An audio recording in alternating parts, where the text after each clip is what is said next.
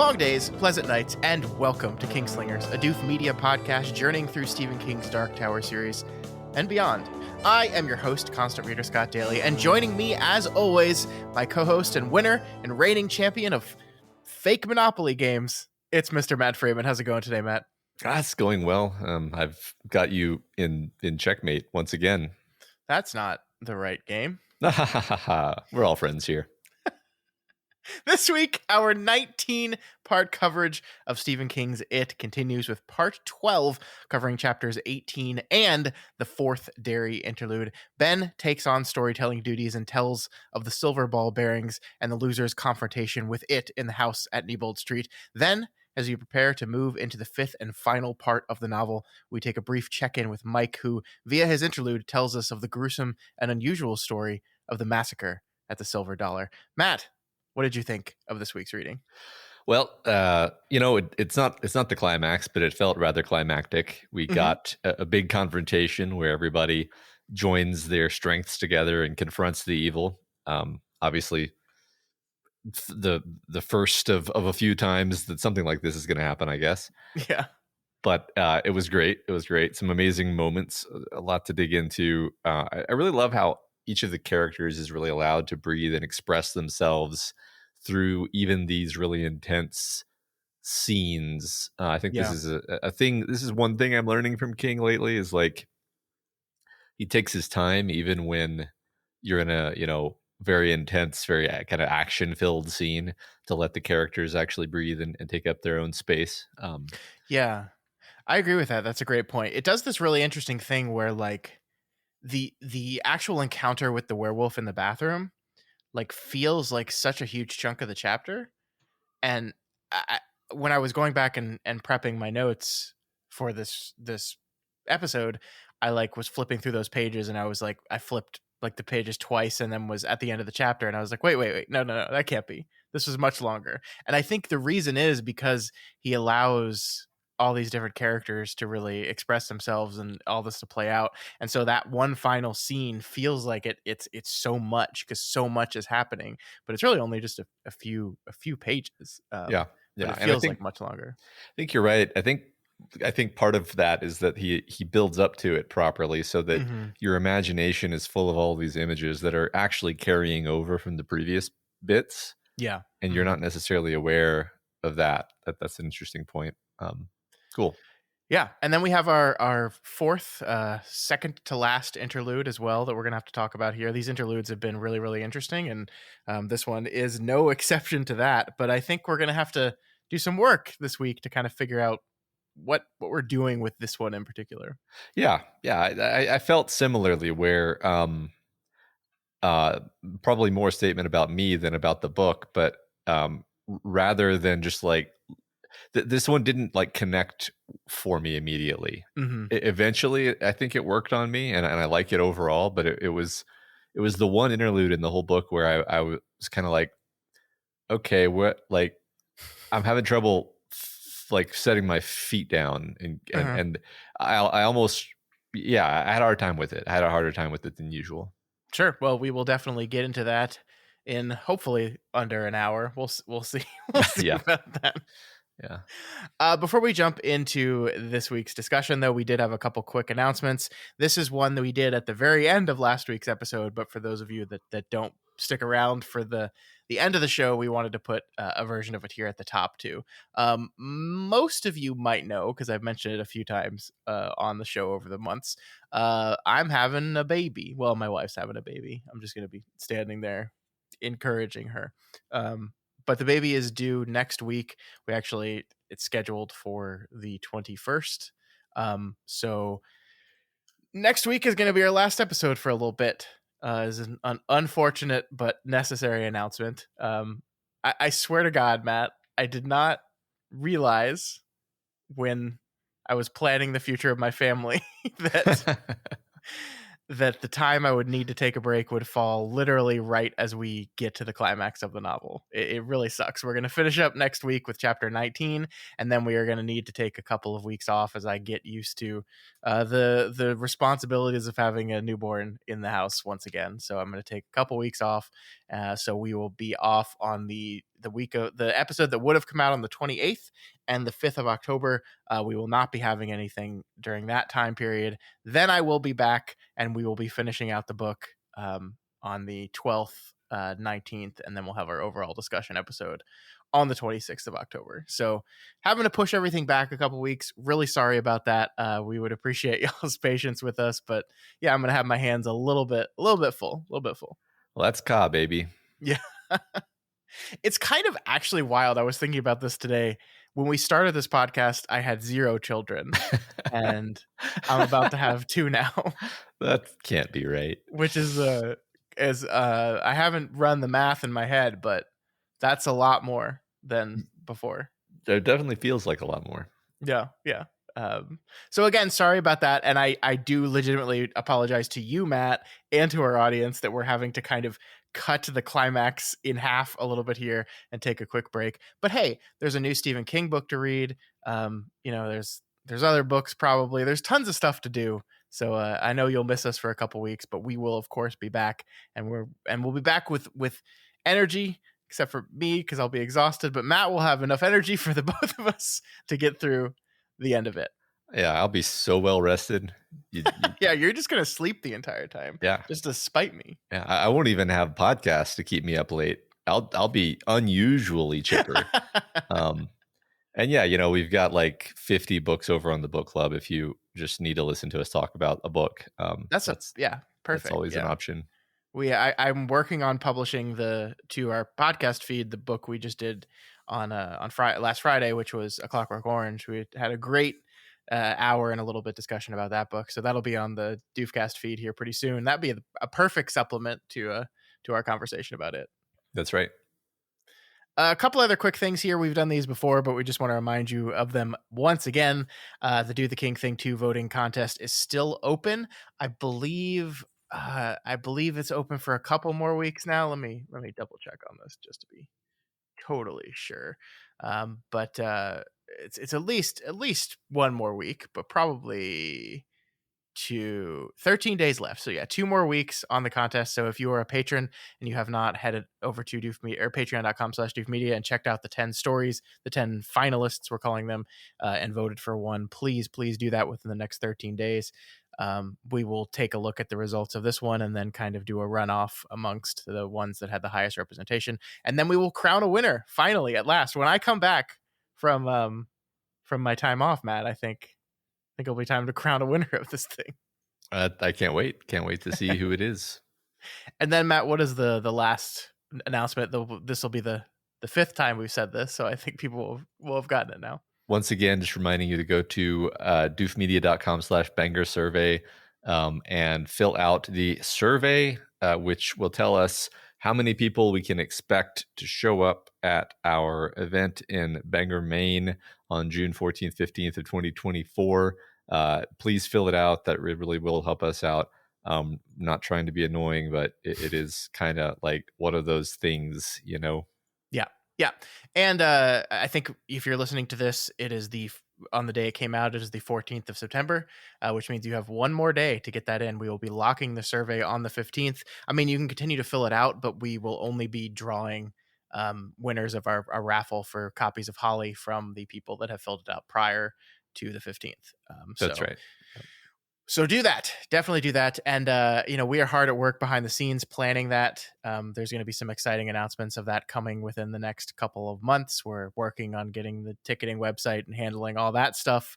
It's happening. There's going to be things to show you guys soon, which is very exciting. But thank you to everyone who's filled out that survey already, because you gave us the confidence to go forward with this thing. That's right. All right, Matt, let's get into it. Let's talk all about Chapter 18, titled The Bullseye. We enter into our final chapter of July 1958, and our final story. Ben starts things off by unbuttoning his shirt to show his scars. And I think here, Matt, we're kind of primed to assume that the scar he's about to show us is the H that Henry carved into his chest in the beginning of summer. But we're a little bit shocked here maybe to see that Ben has another scar. This one is a gnarly gash down the center of his stomach that we learn was done by the teenage werewolf. I know we've talked about this before, Matt, but I just, at the beginning of this week's reading, want to once again marvel at King's structure here and the confidence of his structure. We have this story about a story in which we already know the outcome. We know the losers all survive this encounter inside Neibolt House. And now King is even beginning to fill in the details here. We know at some point Ben is going to get slashed. We know at some point Bev is going to, quote, save them all. And we know that Bill will also specifically help Ben, and that he's, as he says, Stan will be a big part of it. Like, he's filling in the details for us, and we don't even know what's going to happen yet. Or we do, actually, because the details are filled in. Right. Well, and also the chapter is titled The Bullseye. And so you're like, okay, yep, she's going to shoot it. So it's really interesting. It's consistently been interesting to me in this book, what he chooses to tip his hand on and what he is keeping close to the chest. And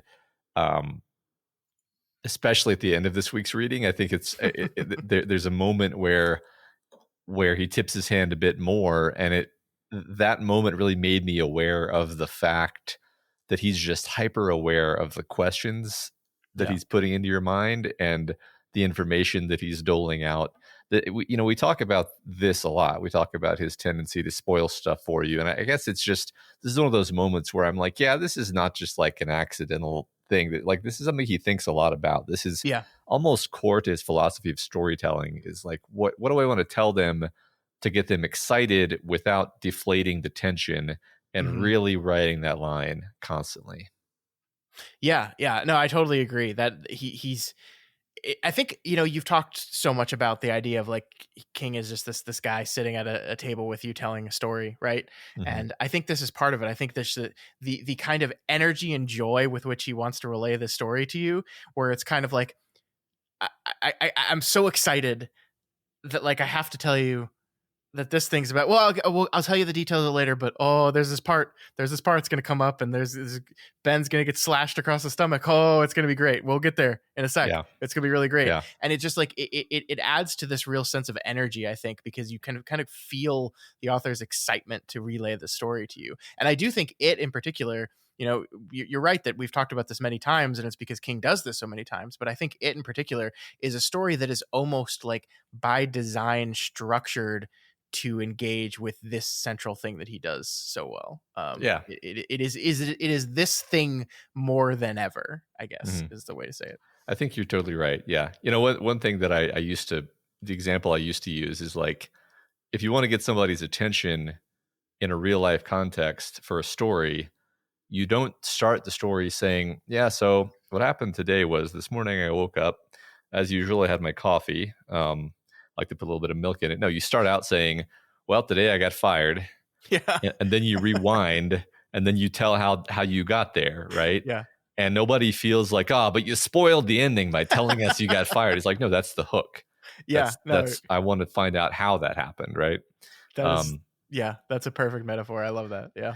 So you are the one who actually noticed some symmetries and rhymes in this chapter, and that one rhyme that I noticed is that Ben has his shirt unbuttoned here in the future, and Bev is going to have her shirt unbuttoned later. I just thought that was an interesting visual rhyme. No, you're definitely right there. I believe probably have a lot to say about Bev's version of that scene, but I think you're absolutely right here that this is part of it for sure. Especially coming from, Ben is the guy who would never have unbuttoned his shirt in front of his, like, it makes you think, and maybe I'm just misremembering, but like, we know that Bill and Eddie saw the H carved into Ben's stomach because when they first met him, his shirt was all like cut up. And like he was basically shirtless just because his shirt was all ripped up and destroyed a little bit. But like, we've never seen like him show the rest of the losers that mark. Like, he's probably told them about it, but it just strikes me as a thing Ben would probably not ever do, is lift up his shirt and show his friends his stomach. Like, he's just so self-conscious about it, especially if Bev was there. I've never thought about it that way, but yeah, that's really interesting. I mean, it's almost to rephrase, it's almost like he's bearing his soul to them Yeah, yeah. And it's a sign. It is a sign of he has a little bit less self consciousness, but I think also Mhm. it's like more sort of knowing that they just love him unreservedly, Right. and there's no reason why he shouldn't um, do that. Yeah, right. It is, speaking of parallels, I think also interestingly matches the moment where he gets stuck in the window and his Yeah, shirt kind of gets pulled up as well. true, Lots of parallels going on this week. We'll talk about more of them as we go. sure. Um, I wanted to talk about this line a little bit here. They're talking about Stan. They're talking about how wonderful Stan was, but that also it's a shame that he's not here. And we have here Eddie say he couldn't face it. He is thinking of Mr. Keene's revelation about his asthma medicine and how he could not give it up. He is thinking that he might have been able to give up the habit of being sick. It was the habit of believing he had been unable to kick. As things had turned out, maybe that habit had saved his life. That's a lot to really parse there, right? Yeah, there is, and I love it. Like so I have to say the idea of belief being a source of power, which is cropped up in this book more and more, especially this week. Hmm. It is not really something that's super shocking to me at this point in our winding journey to the tower through all the other meandering twists and turns, because it's something we've seen before in King's work. Um, but I love it here though. I love it specifically Yeah. here. And I love how he uses it, how he explores it, because it's not just kind of dropped. It's not just like, yeah, belief. There's power in belief. It's like, no, it's one of these. It's one of my favorite things is when an author really turns the theme and reflects it and bounces it and inverts it and plays with it. And like, there's so many ways to play with it here because you know the inverse of the idea that belief is powerful in a positive way here is that it's also powerful in a negative way, and that Yeah. Pennywise, it is this psychosomatic illness of Derry. Eddie has an asthma attack because he expects to have an asthma attack, and his inhaler works to resolve it because he believes it will. And similarly, the clown demon is able to take on forms and kill children because they believe he can. Hmm. And people of Derry behave awfully and do awful things because everybody expects this to happen. That's kind of how Derry is. Yeah. Um, and I think that I think there's just so much to this as an idea. I kind of wish that I'd clocked to it sooner, and I wish it didn't take until Mike sort of like pointed it out verbally, staring at the camera later in this week's reading, for me to kind of put that together. But yeah, the specific idea, not just of like belief having power, but of that being a two-edged sword, is something that I'm Yeah. really loving. No, yeah, you were so spot on with this. The psychosomatic illness of Derry is Pennywise is a perfect way to phrase that. I love that so much, and I agree with you. And I think that is kind of one of the most interesting things about this passage here, and why I pulled it out is really starting to prime us on this idea that, okay, this powerful thing that they need to channel if they're going to have any hope to defeat it is the power of belief. Is this thing that is incredibly easy for children, and then people lose. I think uh, Mike calls it faith at the end, which is Hmm. we'll get there. That's a very interesting use of that word too, right? Hmm. Usually positive connotation there when you use the word faith, but not always. Um, and here we have this idea that the same thing that makes it so he cannot get over his believing that he is sick and sickly is the same thing that kept him alive. And Right. yeah, so it's this idea of like, oh, so maybe this is not always good.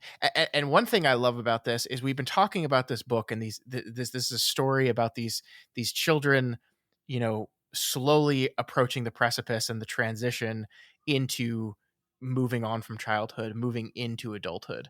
And like the book has, and I think we've picked up on this, showed the tragedy of that sometimes, like the loss of innocence and the tragedy of losing some special power and some special bond with your friends that you have and is irreplicable and is just everything to you as a child.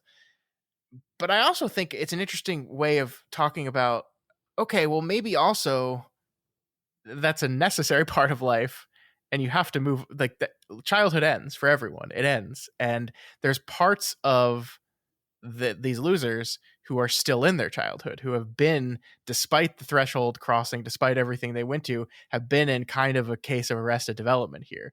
Eddie's problem here is that he still is able to believe earnestly and uh, with this power of his, and that's not a good thing, right? It's keeping him stuck.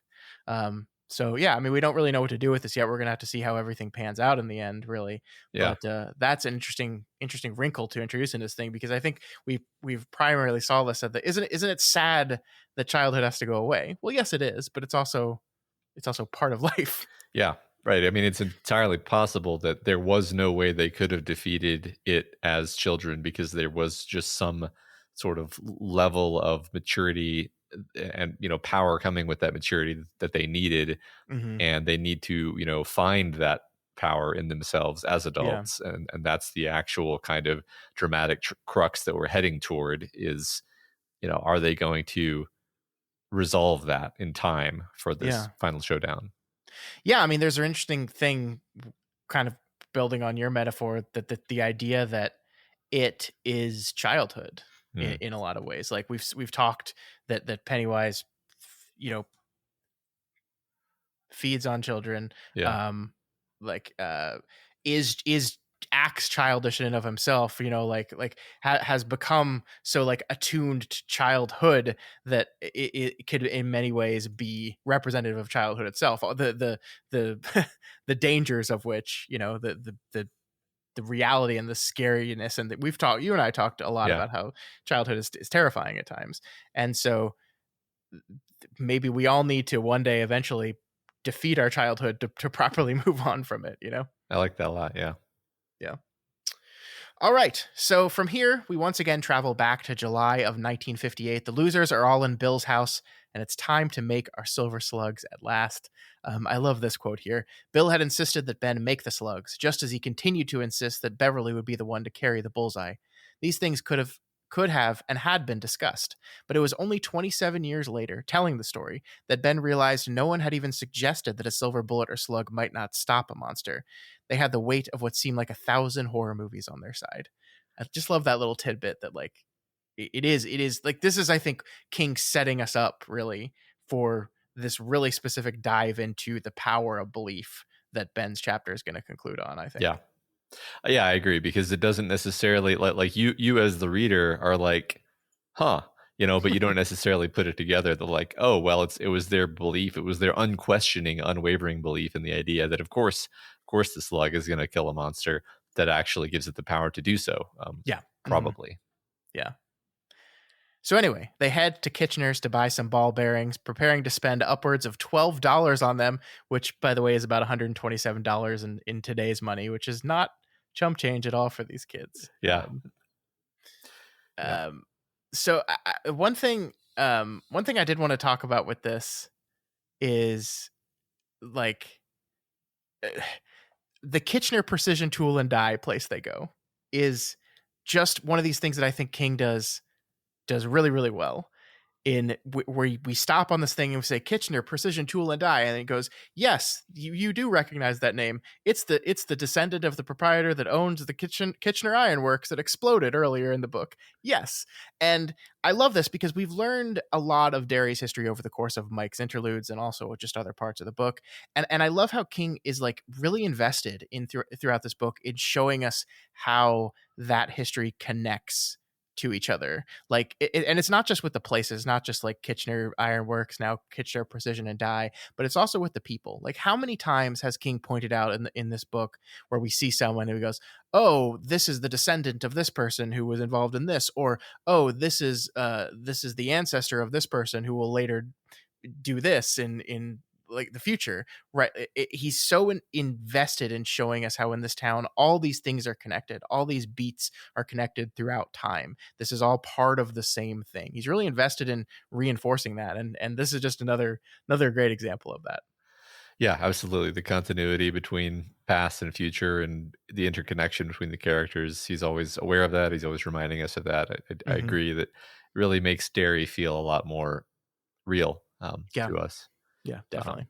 and also, while we're just hitting upon symmetries and so forth, yes, it is a, you know, reference to a thing that happened earlier, but also it's, you know, a sort of inversion because, you know, the Kitchener Ironworks is this place that blew up and killed all these children. Hmm. And this is the Kitchener, you know, family or what have you, supplying them with this weapon against the monster. Hmm. And, you know, if they succeed against the monster, that could save countless children, right? Yeah. So it's a kind of cosmic balancing happening. Yeah, no, that's great. The tool of the ironworks that killed so many, that very thing could save. Yeah, that's great symmetry. Love that. Hmm.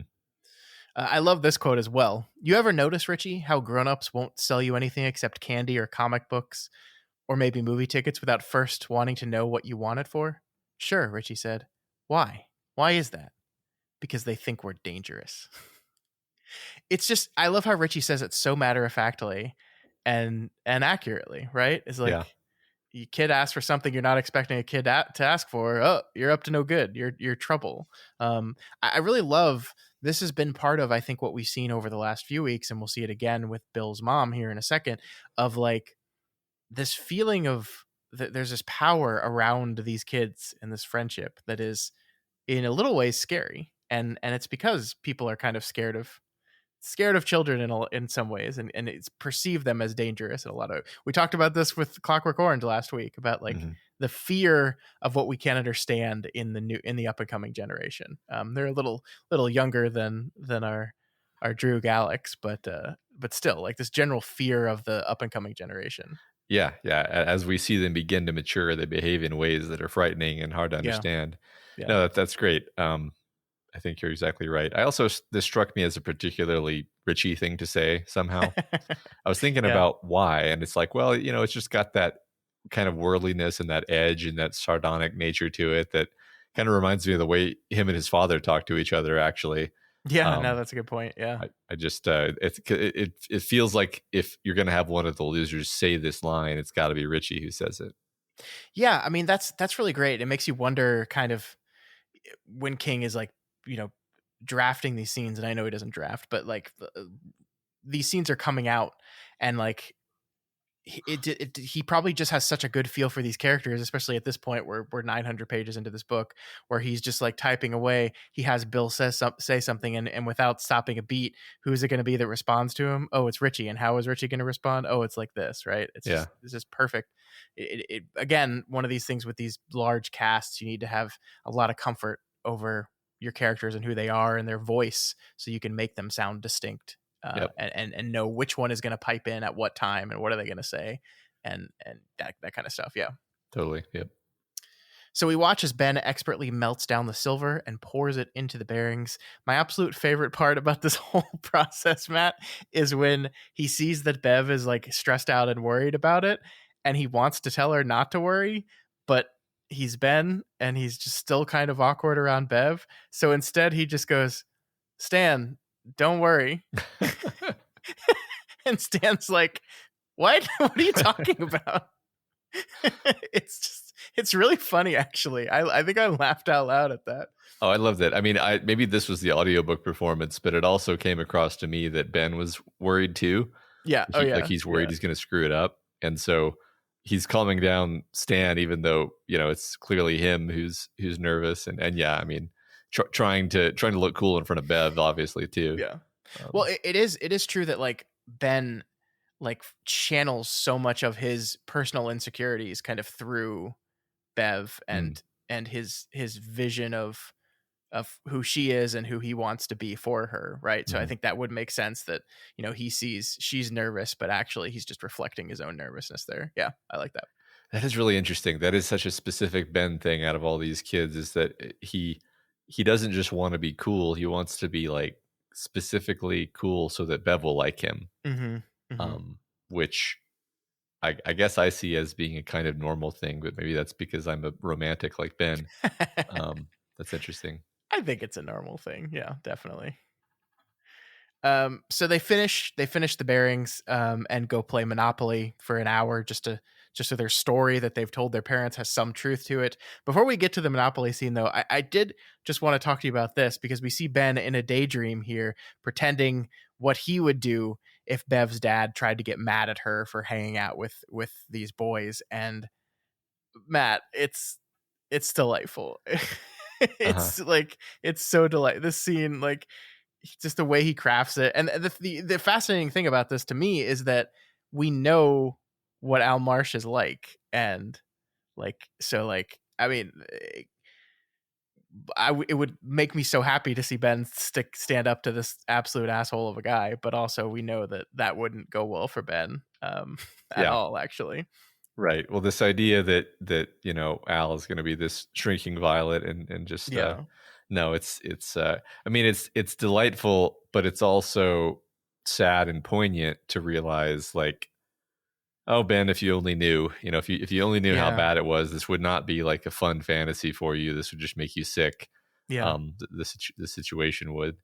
yeah. Um, I think the most important thing about the scene, though, is how it ends. And what we see here is like Ben is kind of caught up in the middle of his daydream, and in the middle of that, he's interrupted by Richie, kind of asking if he's coming. And we get this line here: "You're going senile, Haystack," Richie said as Ben went through the door. But he clapped Ben on the shoulder. Ben grinned and hooked an elbow briefly around Richie's neck. So this is a thing that I think is really great because we've seen Ben from the beginning is this guy who, kind of daydreams about Bev a lot. And he is like one of the first words that King introduced to us with him was lonely, right? He was a guy that was alone, and he was kind of alone living in this world of his daydreams. And we see here he's doing it again. He's living in this daydream of him and Bev, and who comes and rescues him from this sad daydream? It's one of his friends. It's one of his buddies that comes and says, "No, no, come with us. Come with us." mhm. And there's this great moment of physical interaction where they he claps him on the shoulder, he grabs around the neck. They're buddies, they're friends, and it's just like, look at this kid, look at how far he's come. And this is what these friends can do for him, is they can pull him out of this loneliness, pull him out of this daydreaming about a better life, and actually pull him into a better life. Yeah, that's true. I mean, it's great because he has this fantasy of protecting Ben from a monster, and then 5 minutes later, He gets to do it. he gets to Yeah. protect Bev from a monster. Yeah. Wait, in a really much more objectively heroic way, Yeah. where it's a werewolf. Yeah, it's funny. I don't know if it's just because I'm primed to notice it, but there sure are a lot of like rhymes and reflections and stuff like that. Because yeah, we get this long sequence of him fantasizing about stepping between Bev and this beast, and that's literally what happens later. So Yeah. And not to kind of jump ahead to that conversation a little bit, but the thing I love about that moment when he does it is he's really not even thinking like, oh, this'll like he's not daydreaming anymore. yeah, He's not thinking about the way in which this will endear Bev to him, and he's just doing it without thinking. He's right, just doing it because it's the right thing to do in that moment. She's yeah, frantically trying to get the ball bearing out of her pants and reload. She's defenseless, and he just without thinking steps in the way. yep, yep, True heroism. exactly. So Bev does phone home to tell her where she's going to be, and I do just want to briefly touch on some of this with Bev. There's a couple quotes here I wanted to talk to you about. The first is, "All right," her mom said. "I just wanted to be sure, because if your dad caught you going on dates at your age, he'd be mad." Almost as an afterthought, she added, "I would be too." And I love that little bit at the end there, right? I love how much, almost as an afterthought, says about Bev's mom and her relationship with her husband, right? Hmm. It's just a little phrase there, but it tells so much. Yeah, yeah. It made me pause and consider like what is going through Bev's mom's head at this point in the story, Yeah. because we haven't seen much of her. We don't really know much of her as a character. I almost feel like I'm just presuming a lot because of how little we know. Uh, my impression of her is that she's basically beaten down by her husband. But stuff like this makes us realize, well, she's on some level aware of the developing situation between her husband and daughter. And, these hints imply that she is thinking it over. She, much like those two, she worries a lot. Um, Hmm. Maybe not fully consciously. I guess I'm running over all this in my mind because I'm like, is she going to take some action by the end of the story where it's actually relevant, or is she just going to be a bystander till the end? And Sure. Yeah. No. Interesting point. I do think King is doing work here to kind of explain her situation a little bit more. So it mhm, seems like it might be setting us up for something like that. But yeah, mhm, we'll find out. yeah, Speaking of that, though, I also found this tidbit really interesting. She's kind of effortlessly lying to her mother. And the quote here is: "The facility with which the lies came from her lips made her ashamed. She wished she were talking to her father. She would have been more scared, but less ashamed." That's interesting, right? yeah. Yeah. But I think, well, when you kind of respect someone, you don't want to lie to them. But Yeah. Yeah. I I think think, she, eh, yeah, which is, I mean, that I agree with you. I think that's what it is. Like, she's terrified of her father. But she doesn't have a problem lying to him. She probably lies to him all the time, actually. And it's hmm, because she's terrified of him, because there is no respect there. There's just this kind of terror. right, And yeah, I mean, that's true. And I don't know if Bev has ever like consciously reckoned with that idea. Like we see her, like the confusion of that she does love her father and she is desperate for her father's love, on the random days when he decides to give it and be a decent person. But she also has this feeling about him that she doesn't know quite how to explain. And here is that, once again, her kind of processing that idea where, oh, I'm realizing something about myself. Like, it's a yeah. lot easier to lie to this guy. That says something about me. Yeah, she's shifting from the sort of uncomplicated love of a little girl for her father to something more Yep. multifaceted. Yeah. An hour later, they clip the silver slugs out of the molds. Bill agrees to hold on to them until they get to the Neibolt house, and just then, Bill's mother arrives home, and we have to talk about this moment because she's asked them who won the Monopoly game, and Bill replies, "Stan won. Jews are very good at making money." "Bill!" she cried, horrified and blushing. And then she looked around at them, amazed as they roared with laughter, Stan included. Amazement turned to something like fear, although she said nothing of this to her husband later, in bed. There was a feeling in the air, like static electricity, only somehow much more powerful, much more scary. She felt that if she touched any of them, she would receive a walloping shock. What's happening to them? She thought, dismayed, and perhaps she even opened her mouth to say something like that. It's Love awesome. this whole Yeah. interaction. Yeah, me too. What I personally love about the way this is described is that you could take this as supernatural or as totally mundane. I think Hmm. the scene, the descriptions, the language works either way.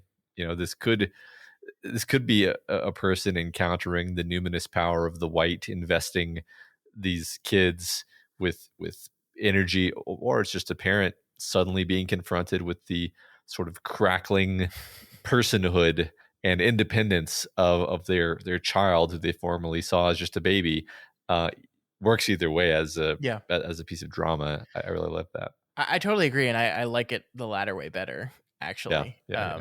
And I like that this is predicated on them making, once again, kind of stereotype jokes at each other's expense, right? Like, this is a group with a Jew, a black child, a woman, and Bill. But Uh-huh. it is really interesting that, like, this is a fairly, not completely, but fairly diverse group of kids, and they're interacting in a way in which, you know, the adult society would be like, wouldn't want them to, or wouldn't think they'd be capable of. And here we have them just cracking stereotype jokes at each other, and everyone thinks it's funny. Stan thinks it's hilarious, actually. Yeah, And no one cares about it. And his mom can't even process that. And from that goes to this feeling of power. Like, it's like, oh, children do have this weird power to just get over these things that we call these big, huge things. yeah. You sort of enumerating all of the losers, like obvious um issue that makes them a misfit, made me realize I never really thought about it that way, which may sound incredibly dumb considering we're supposed to be analyzing this story, and that's a pretty obvious factor. But I think the thing is, like, Richie never was obvious to me. I was like, well, Hmm. what's and it just kind of clicked for me. It's like, well, Richie is the annoying kid, Yeah. and Richie's the kid who would probably have no friends because he can't control his mouth, but they figure out a way of tolerating and dealing with him, and they have the beep beep Hmm. Richie thing. And they turn it into a thing where it's like a lovable quirk of his rather than something that just makes him have no friends, right? Yeah. Yeah. um yeah, I never quite like like filed that properly. So okay, we're Yeah, no, good. you're great. You're spot on there, I All right. think. So from here we move to July 25th, 1958. Remember this day, Matt. Remember it. Oh, okay. I'm just kidding. The losers come face to face with it all together for the first time. We see here they approach Neibolt Street, and Richie asks for a hit of Eddie's aspirator. They all eventually take a hit, and of course, this is dripping in meaning, right? We know this is nothing; it's just water. We know that. Eddie knows that. But why do they do it? Once again, King is laying the groundwork for this examination of the concept of power, right? They believe that this has medicine in it, and so it for them it does. Yeah, yeah, exactly. I think if it makes them feel better, then what else is there to the situation, right? Yeah. As they approach the house, they wonder if any grown-ups can even see it. Not the house in this. I mean Pennywise in this instance, and we know that they can at least in the Pennywise garb, right? Like we've seen Mike's various stories, showing that everyone sees Pennywise at some point in history. But I do love this kind of very simple. The simple nature of this idea that they're like, man, I wish we had a grown up with us. This is really grown up work that we're about to do here. And of course, the irony of this is not lost on us because in the present, there are a bunch of grown ups that are like, man, if we were still kids, we might have a shot at this. Yeah, yeah, that's great. That's great.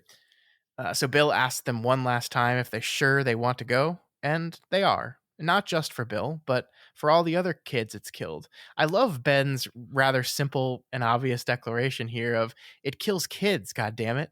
Kids. Like as this is I don't think we've ever outright stated this, but this is just like a betrayal of the natural order of things, right? Mhm. You're not supposed to kill children. Yeah, yeah. It's almost it fades into the background, right? Because Yeah.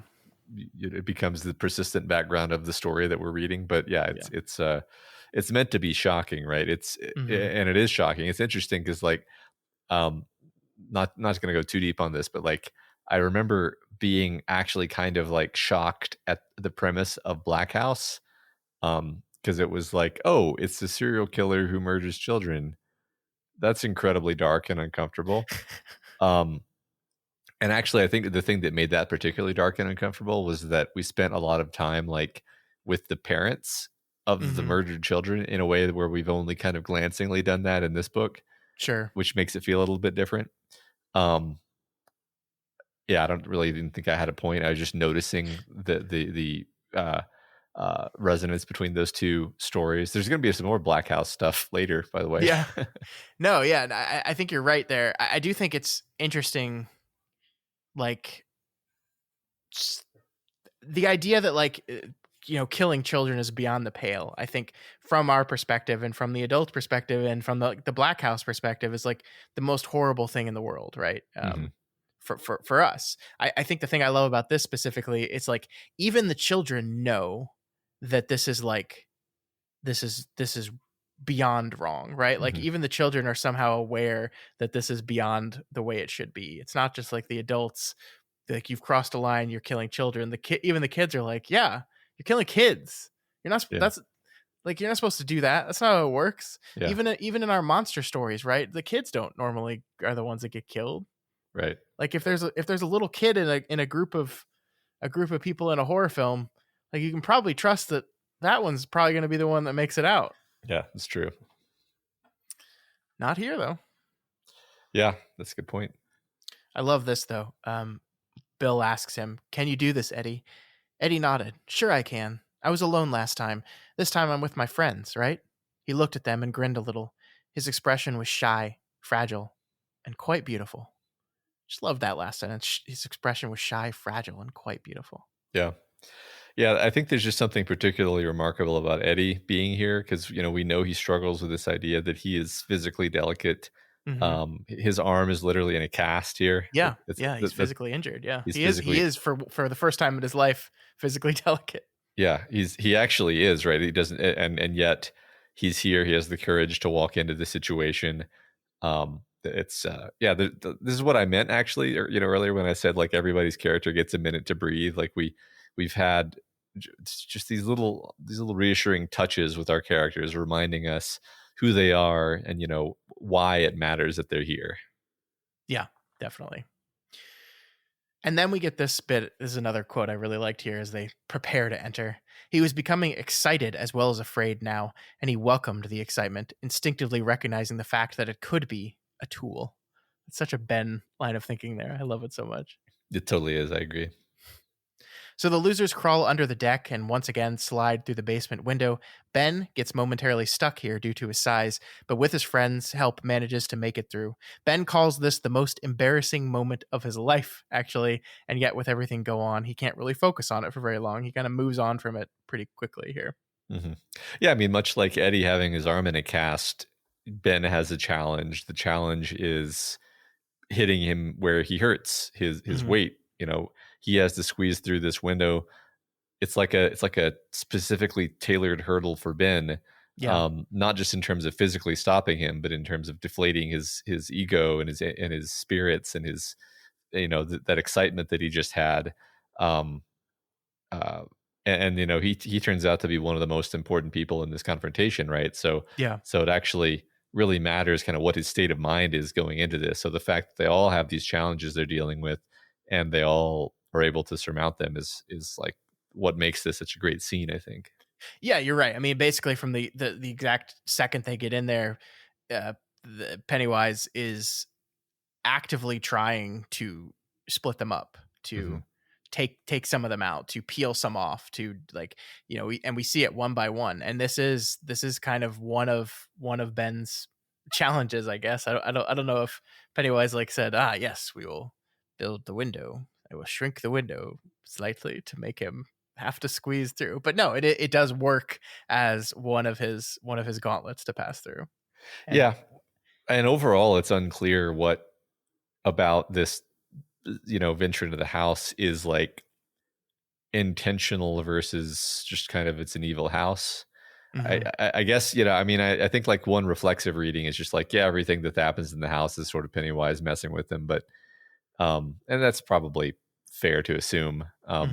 Just I know the king loves his evil houses that are just they're just evil. There's no rhyme or reason. It's just an evil house. So yeah, I mean, definitely true. I think I'm fairly confident that everything happening in here is it messing with them. Makes sense. Or at least its corruption has kind of leaked out into the place around them, and it is a part of it in some way. So what you're saying is it's a house demon. I don't know if I'd go that far. Oh, okay. No, yeah, 100%. Okay. So unlike last time, it doesn't immediately attack them. So they head up the stairs and into 21 Neibolt Street proper.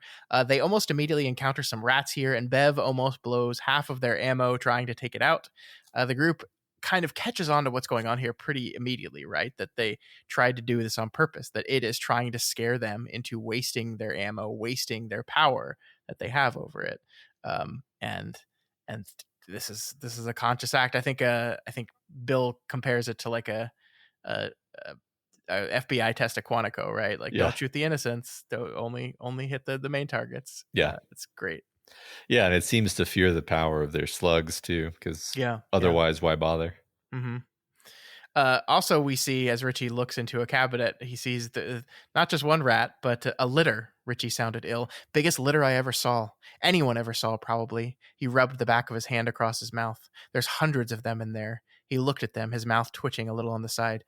Their tails, they were all tangled up, Bill, knotted together. He grimaced, like snakes. It's great. Do you know what a rat king is? Have you heard of this? What? Do people know what a rat king is? No. It's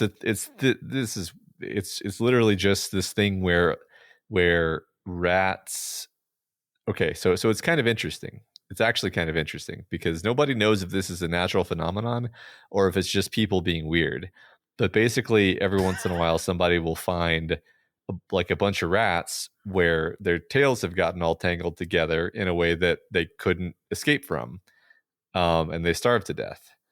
And it's like, is this like, the rats are, they're in like some damp environment, or there's some environmental reason that causes their tails to get tangled up and knotted together, or they get, in some, sticky substance like sap or whatever, and then you end up with a rat king, which that's what these things are called, is a rat king. It's like this kind of horrifying concept of all these rats that are tangled together at the tail. Um, but the thing is, nobody's really sure if this happens naturally or if it's just people like fucking with rats and then claiming that they found it, or whatever, because nobody's ever really like documented finding a live one. It kind of makes sense to me that this would be very rare and it'll be hard to find a live one. So I'm not like shocked by that. It's just an interesting thing, and it's kind of horrifying enough that I'm sure Stephen King came across it and was like, yes, this has to be in a book at some point. Yeah, I googled this while you're talking, and what the fuck, man? Yeah. I'm looking at the largest specimen recorded. 32 rats. 32, man. Apparently there have been squirrel kings too. I read up on this earlier today. Jesus Christ, man. I don't like this at all. Yeah. So this terrifying thing that you thought came from the evil mind of King was just real. Just a real thing. Just a real thing that you could, turn the corner and see at any time. Cool. Thanks. Yeah. I mean, we've talked about picture. rats with Stephen King so much, right? Like he keeps returning to rats. And here's another example of his rat horror. I found the picture you were talking about. I hadn't seen this one before. This is pretty gross. That's pretty fucking gross, man. I think he's scared of rats. Yeah. I think so.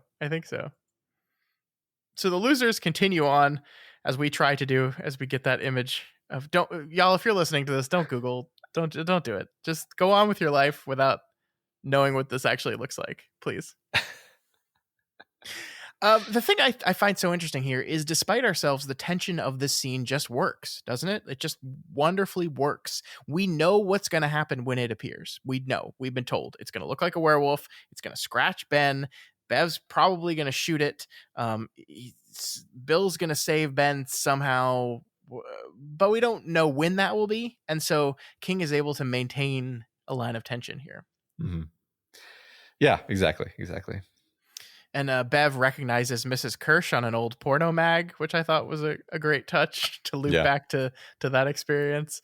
And as they continue to walk through it, Architect Ben continues to feel something's off about this place. It says this house was a special place, a kind of station, one of the places in Derry, one of the many perhaps from which it was able to find its way into the overworld, the stinking rotted house where everything was somehow wrong. It wasn't just that it seemed too big. The angles were wrong, the perspective crazy. Ben was standing just inside the door between the parlor and the hallway, and the others were moving away from him across a space that now looked almost as big as Bassey Park. But as they moved away, they seemed to grow larger instead of smaller. Love it. It's a weird place. Yeah.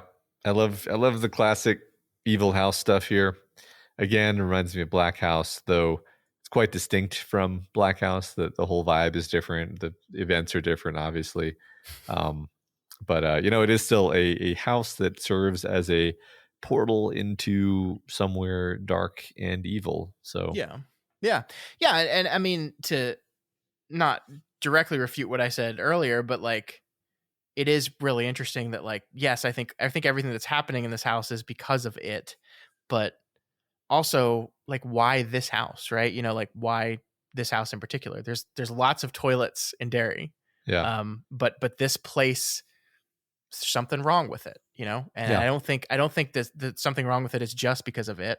I think it was a place where something was wrong in the first place, and it said, oh, perfect. That's similar to Salem's Lot, right? That was a bad house, and of course so when evil comes to town, that's a perfect place to hang out. Yeah, exactly. Salem's Lot is a perfect comparison. Yep. Yeah. So Ben is woken up by his daydream once again, this time by Mike, who's noticed that they've left him behind and are actually starting to lose him in this maze-like funhouse of Neibolt Street. He's super far away, and their voices are fading, and some magic separating is happening here. Fortunately for Mike, he notices, and they catch up. He catches up. They stick together. And as they enter a hallway, Pennywise hits them again. The ceiling shoots upward and disappears, and the faces of the elves on the wallpaper stretch and move. This feels like, to us, a targeted attack on Stan in particular. And it works. Stan panics and screams, and as his panic begins to spread through the rest of the group, Bill does what he does. He saves them exactly as we were told he would. I love this quote here, Matt. "I don't have anything," Stan Uris wailed, and he seemed very small, almost small enough to slip through one of the cracks in the hallway's plank flooring like a human letter. "You got your brother, man, but I don't have anything." You do," Bill yelled back. He grabbed Stan, and Ben felt sure he was going to bust him one, and his thoughts moaned, "No, Bill, please, that's Henry's way. If you do that, it'll kill us all right now." But Bill didn't hit Stan. He whirled him around with rough hands and tore the paperback from the back pocket of Stan's jeans. And this is, of course, the paperback that is the bird book, right? Bill insists that Stan does have something. He has his birds. And as we've seen before, there is power in that. And it works here. It calms Stan down enough that he cracks a joke, which seems to force the house to pull away from them for a little bit momentarily. Yeah, it's really a beautiful moment. I love this. Yeah. It reminds us that Stan, is the most fragile of them in some sense because he's the most adult of them. Yeah. And it's also a reminder of Stan's fate, and it's a note of foreboding that the adults in the future timeline are all going to be more like Stan than they were as their child selves, simply due to being adults. Yeah, no, so. Totally right. And once again, that like Stan succumbed in the future because he didn't have these people around him, right? Like the reason why he doesn't lose it here is because Bill steps in and reminds him of what he does have. Yeah, I really like this because like Stan is such an interesting character.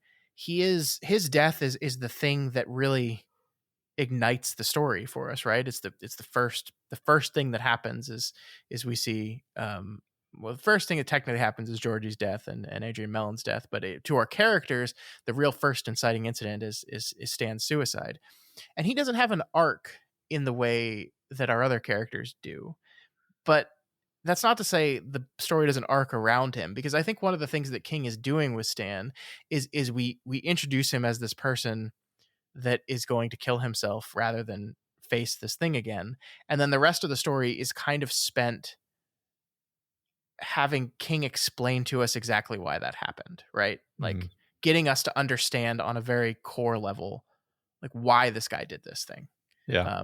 And I think we're there, right? I think this is kind of the ultimate realization of the things that we've been talking about with him over time, again and again and again. And here is this moment where without Bill in this moment, he would have lost it and like probably died in this moment.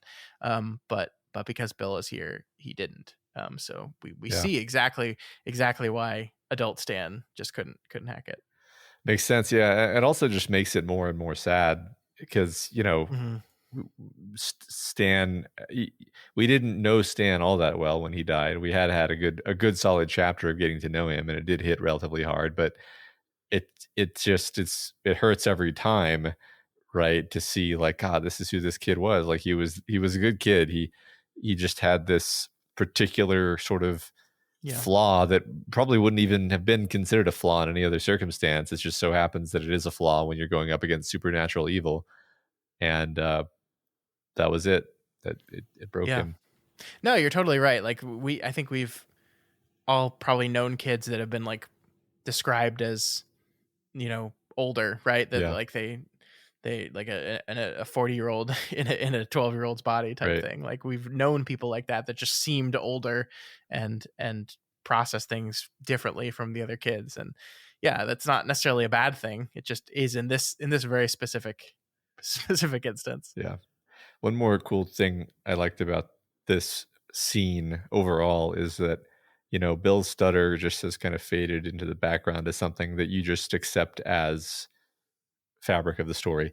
And then here, when I forget if it's like literally in this moment or like a little bit before, a little bit after, there's a moment in here where Bill, like he needs to sort of marshal everyone's focus and attention, and the text describes the way he's just like straining, like physically straining, and the chords in his throat standing out, just trying to like get the syllable out, and just reminding you like he's constantly having to like push past this physical obstacle with every, he's the leader, and he has to deal with the fact that his voice doesn't work properly. It was like a very tactical use of reminding you of that at just the right time. And it is this very moment. It's the Okay. word birds. He's trying to Mhm. say, you have your birds. Mhm, mhm. That's the word he's trying to say. And I think even in this moment, we see Ben be like, come on, you have to get it out. You have to get it out. If you're not able to say it, like the sentence won't be completed and it won't work. Yeah. Which is wild, because it's like, you could say it, Ben, but no, that's not how this works. Actually, it has to come from Bill in this Yeah. moment. Yeah. Yeah. So they open one door in the hallway and find an oozy liquid oozing out of a mattress towards them, and they shut that one quickly and move on. And then as they approach the next door, they see a horribly monstrous sound, or they hear a horribly monstrous sound rather, starts emanating from the other side of the door. And once again, this is almost the end of them, right? Like this is they I think the text says even Bill pulled back in fear. I love the little accentuating, like even Bill this was working on now. Yeah. But Mike recognizes this noise. He recognizes it as just what he calls a moose blower, a tool that they use in his farm to scare scarecrows. They stick it out on, or to scare crows. They stick it out on scarecrows in his farm, and it makes a lot of noise and it scares all the birds off. It's just a cheap trick. And this is really interesting, right? Because they basically take this and reason, oh, Pennywise is just as scared of us as we are of him. And you're like, yeah, but this, what is this? Like, this Yeah. isn't a, like, you don't open the door and there's like a monster there. It's just a box Yeah. that wind blows through and makes a noise. Like, Like, is this a real box, or is this a phantasmal moose blower? it doesn't even matter. I don't think. It's absurd either way. Yeah. Yeah. It's absurd that like this is what you're reduced to. Like, we're doing like Right. an MC Escher house, and we're doing like a gross Rat King thing that you just described, and some oozing stuff out of a mattress, and then it's just a box. Yeah.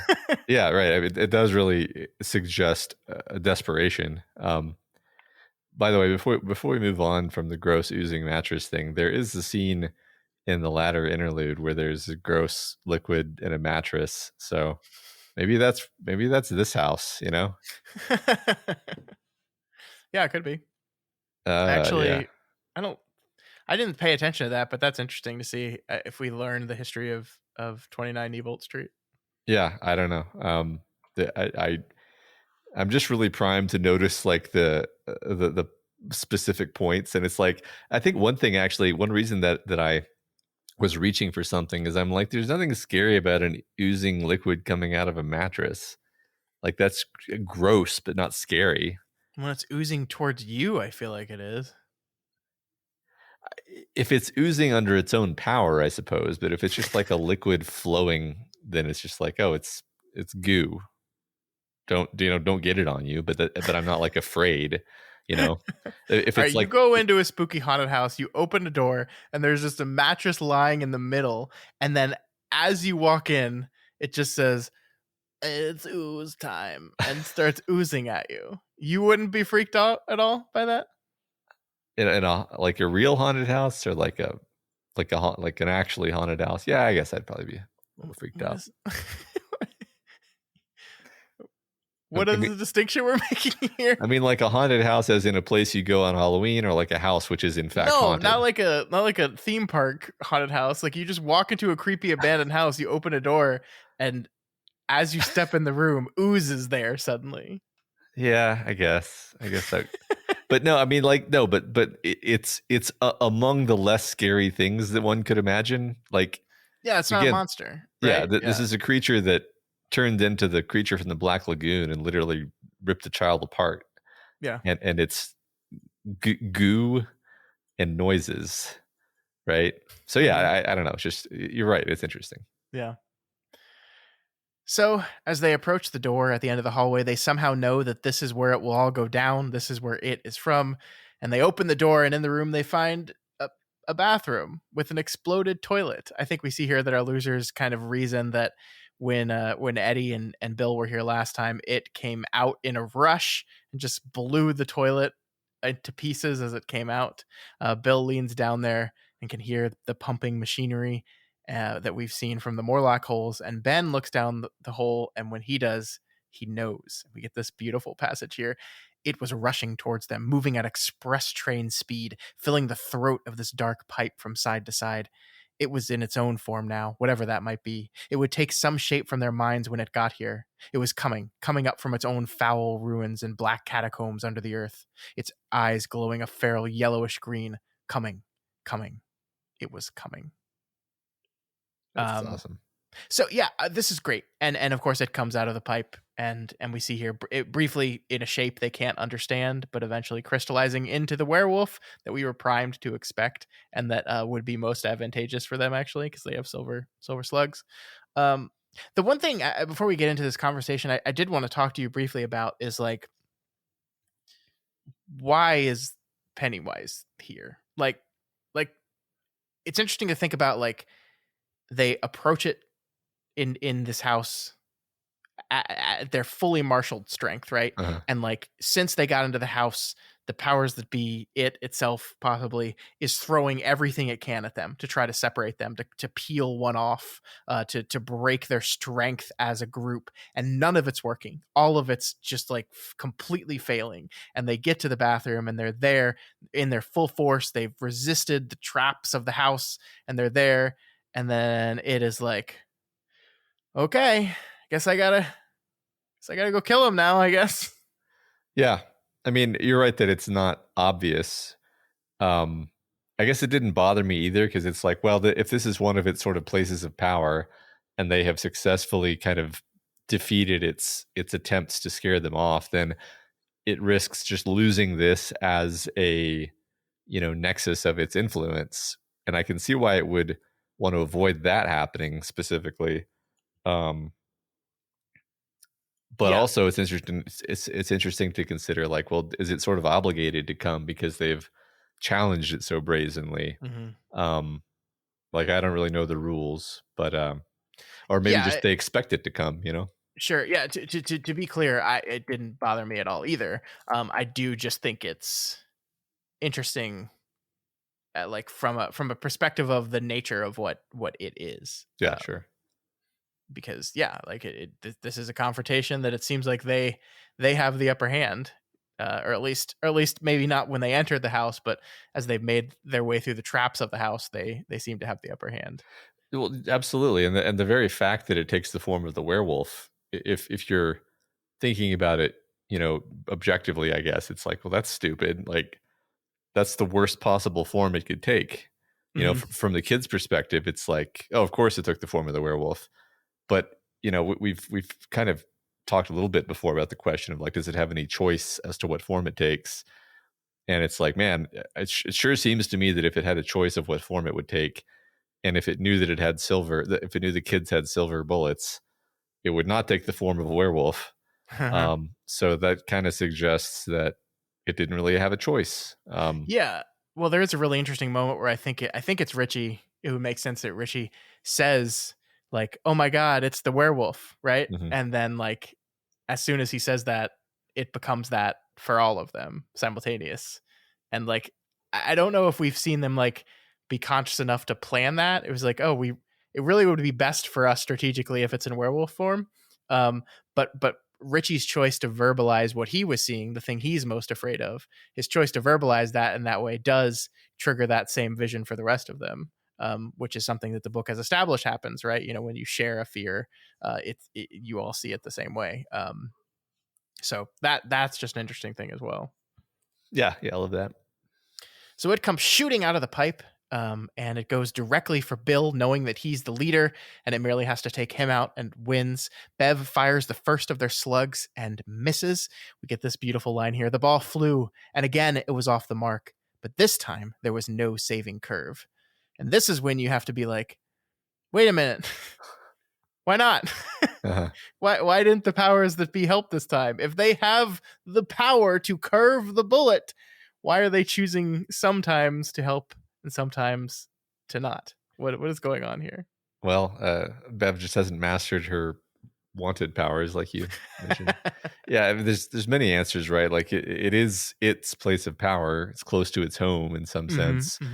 So maybe the turtle can't reach here. On the other hand, maybe the turtle knows that it doesn't need to help, And if it had helped, then they might learn the wrong lesson, namely that Yeah. they needed to rely on the turtle to intervene when in fact they were more than up to the challenge on their own. So, it all turns out fine for them. So, Yeah. not intervening was the correct move. Yeah, no, I agree with that. It's just a really interesting little detail there that Yeah, yeah. we don't really have a definitive answer for it, but I like your answers for sure. Mhm. The werewolf turns and goes for Bev, but as we said before, our boy Ben steps in the way as she fumbles to get the second slug out of her pants. Ben grabs it by the hair, tries to wrestle it to the ground. Doesn't really work out for him, but he does eventually poke it in its eye, but is eventually thrown down into the bathtub and slashed across the chest. But good for our boy Ben, right? This is great. It's incredibly badass. Doesn't he like call it a bastard too? Yeah, yeah, It's just the best. yeah. I was so happy. To echo what you said earlier, this does echo back to Ben's daydream of what he would do to Bev's father, if possible. Yeah. Yeah. Yeah. Exactly. Exactly. So meanwhile, Bev herself has been experiencing, quote, a clear coldness she never saw again in her life fell over her sight. In it, everything stood out and forward. Never again would she see the three dimensions of reality so clearly denned.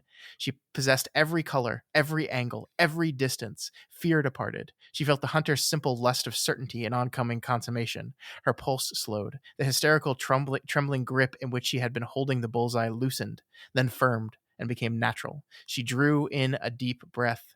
It seemed to her that her lungs would never fill completely. Dimly, faintly, she heard popping sounds.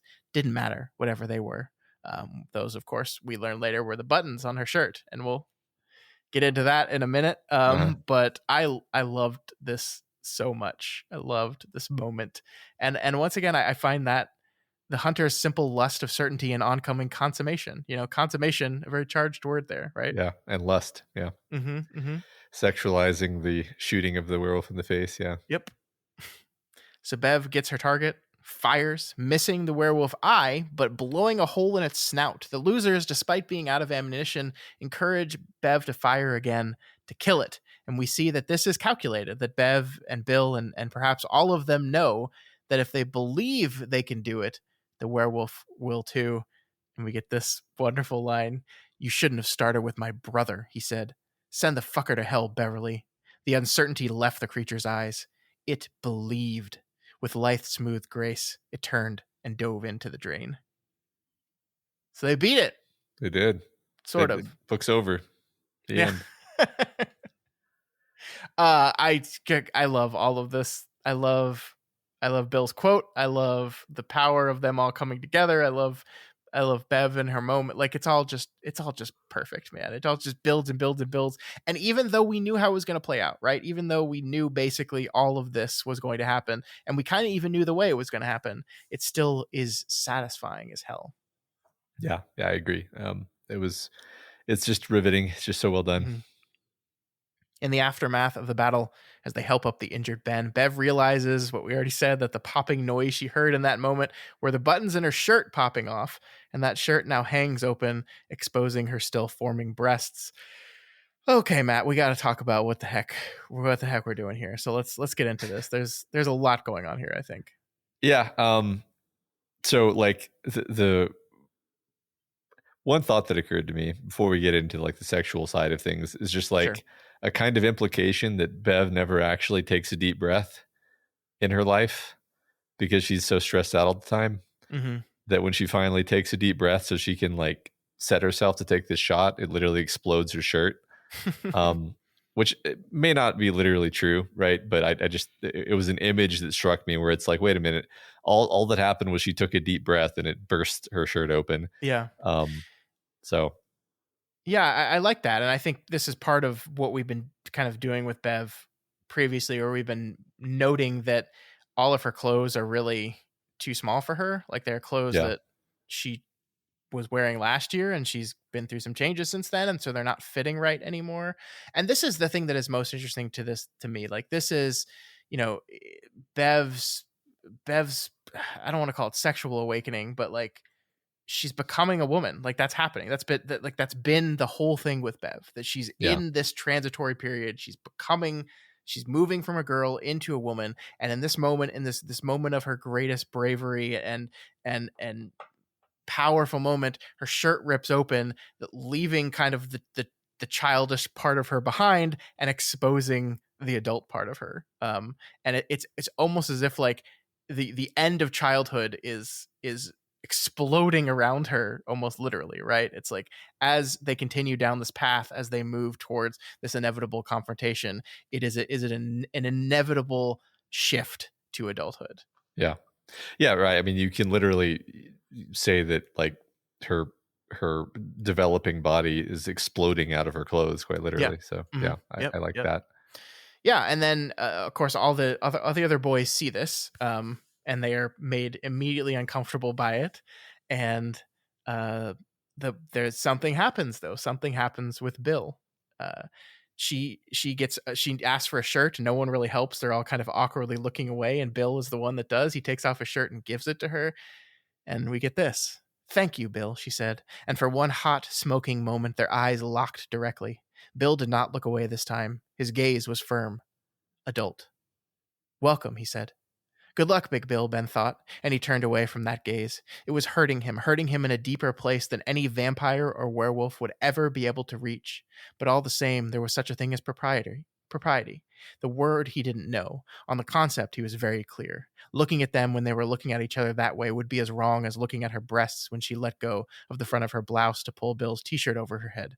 If that's the way it is, but you'll never love her the way I do. Never. So this is sad for Ben a little bit here, but he does kind of handle it okay, right? Yeah, I mean, I think he handles it about as well as a person can, because he doesn't get angry at Bill. He doesn't get angry at Bev, which makes him incredibly mature. Mm-hmm. He doesn't even really sort of manifest it as jealousy. It's just like loss, and like it doesn't even feel jealous to say you'll never love her the way I do. It just seems like, no, it's just how he feels. Yeah. It might even be true. Like, right. Yeah. but Bill, will Bill ever love Bev as much as Ben does? I kind of don't think that he will. Like, we kind of know the way the story goes. So yeah. No, and like this is. I'm continually fascinated by what we're doing with Bev here, right? Like this is really just really interesting stuff that like all these kids are going through in this liminal state. All these kids are making this transition, but she is, because she's a woman, and the way women are kind of, that transition is more paid attention to by society. I think is a fair way of putting it. Mm-hmm. It is kind of the thing that her character change circles around in this moment. For many reasons, right? For the reasons of Bill and Ben, and also her father, and also society as a whole, and like just all these things are just swirling around this girl, and I'm really just endlessly fascinated by these moments that like on the surface might read as a little awkward. Like it's a little awkward to have the scene where this 11-year-old girl like is exposing still growing breasts to other children. Like that's a little awkward, but it is, I think, all part and parcel of what we're doing with her and the thing that she's going through in these moments. It's a little awkward, and it's a little awkward to like talk about, but but childhood is awkward. Like, yeah, like, certainly. Yeah. like that whole experience of transitioning from girl to woman and even boy to man, like that's a really freaking awkward time. Yeah. Right. I mean, I distinctly remember being 11 and 12, and the growing awareness of the fact that the girls' bodies were not, basically just boy bodies, right? Yeah. As far as you could tell with clothes on. Mm-hmm. And that being like super distracting, and just a massive thing that was, it would almost feel like dishonest, right? Like it's so interesting, right? Because it's like part of you is like, oh, why do we have to do this with this book? But it's like, well, it would feel dishonest if we didn't, because he's dragging us through all of these true unpleasant parts of childhood that you forgot Mm-hmm. about. and this is one of them, right? It's a big, Certainly is. Yeah. it's a big one actually. So Yeah. Yeah. And again, we'll have to see where this goes, right? I mean, it seems to be coming to a head. I don't know, like, we just don't know what her father, like, we've been building to something with her father, right? We haven't seen Al Marsh in a few chapters. yeah, And we just don't know how this is going to play out at all. yeah.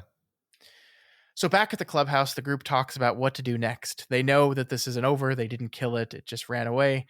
Should they make more silver slugs? Ben thinks that they could, but that somehow it wouldn't work this time. That this next time that Pennywise approaches them, it would be in a shape in which silver wielded no power, which actually gets Ben to start to think about power and the concept of power in general. And this is a really interesting turn I think the end of this chapter takes, as Ben is kind of turning over these ideas in his head. Yeah. It's like surprisingly philosophical actually. Mm-hmm. But yeah, and of course, yeah, that Ben is noticing on some level how convenient it was that it took the form of a werewolf when um that was almost too lucky to Yeah. believe actually. Yeah. Well, and I mean, to go back to what we've been talking about all these weeks, it's like, it seems like it doesn't necessarily have control over what it turns into. And yet what we're here, Ben is presuming, and I think correctly, that like it's not going to allow this weakness to happen to it again. And so we don't know how it's going to position that to where that weakness will not be revealed, but it's just everyone seems pretty confident in the central undeniable truth of that was a one-time thing, and if they're going to defeat it, they're going to have to do it in some other way. Well, yeah, sure. And another thing you think of is like, all right, like you shot it in the face with a silver bullet at close range, Yeah. and that didn't kill it. So like, it put it on its heels for sure. It made it run Yeah. away, but like, clearly, you're not going to kill it through physical means. Yeah, like if they had a third silver bullet, like, and they got to fire it, would that have killed it? Probably not, right? Like, Right. it's something more than just a werewolf. Exactly. Yeah. I love this section here as Ben ruminates on power. Power, Ben thought, looking at Beverly. It was okay now. Her eyes had met Bill's again, and they were looking at each other as if lost. It was only for a moment, but to Ben it seemed very long. It always comes back to power. I love Beverly Marsh, and she has power over me. She loves Bill Denbrough, and so he has power over her. But I think he's coming to love her. Maybe it was her face, how it looked when she said that she couldn't help being a girl. Maybe it was seeing one breast for just a second. Maybe just the way she looks sometimes when the light is right, or her eyes. Doesn't matter. But if he's starting to love her, she's starting to have power over him. Superman has power, except when there's kryptonite around. Batman has power, even though he can't fly or see through walls. My mom has power over me, and her boss down in the mill has power over her. Everyone has some. I just love this incredibly adult kind of just exploration of what it means to have power, and this is a thing that just exists everywhere. Like, I cut it off, but he even says the only things that don't have power are kids and babies, and then he even walks that back and goes, no, wait a minute, if a baby wants something, it'll cry until it gets what it wants, and that's power. Yeah. I like how he takes it to this idea of connections between people in the town, because that's Yeah. one thing you can say about Derry is that it's this web of personal connections that manifest as a kind of coherent power. Yeah. But from here, Ben starts asking some of the important questions, right? He's thinking about power generally, but he's also thinking about power specifically, the power of the silver slugs, right? Where does that come from? Like, it's easy to just say belief, right? Like, it's something we've been talking about forever. But like, okay, you believe something is powerful, so it will be, but like, how? Like, from whence does that come? You know? Yeah.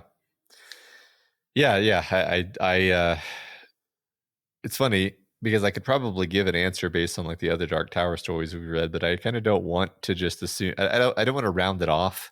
I want it to be. I want it to have its own space in this story, because I do feel like he's saying something different or maybe more specific with this story. So I kind of want to let it have its space to manifest. Yeah, we can think about it, and I'm sure we'll have opportunities to reassess as we go through the rest of the book for sure. Sounds good.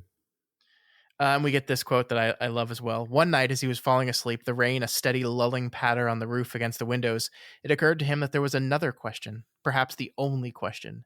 It had some real shape. He had nearly seen it.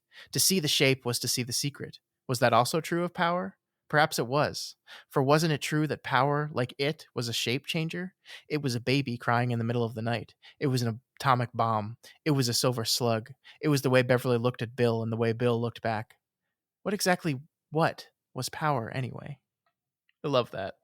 Wasn't it also true that power, like it, was a shapeshifter? That's great. Yeah. It's interesting because we talked a lot about belief this week. We talked a little bit about power. I have less firm ideas about power, I guess. Power and belief are related, I think, but how exactly? They're not like the same thing, clearly. Yeah, one fuels the other, but exactly how is a more complicated question to answer. Yeah, right. And it's not like the baby crying in the night has anything to do with belief. It's really just kind of, I mean, unless you say like the baby has faith that someone will come and get it, but that seems like a stretch to me. Yeah, I don't know. It's interesting stuff. I think there's so much more to say, and I think the end of our interlude will also get back into this, so maybe we can circle back around to it at the end of the episode. But great stuff.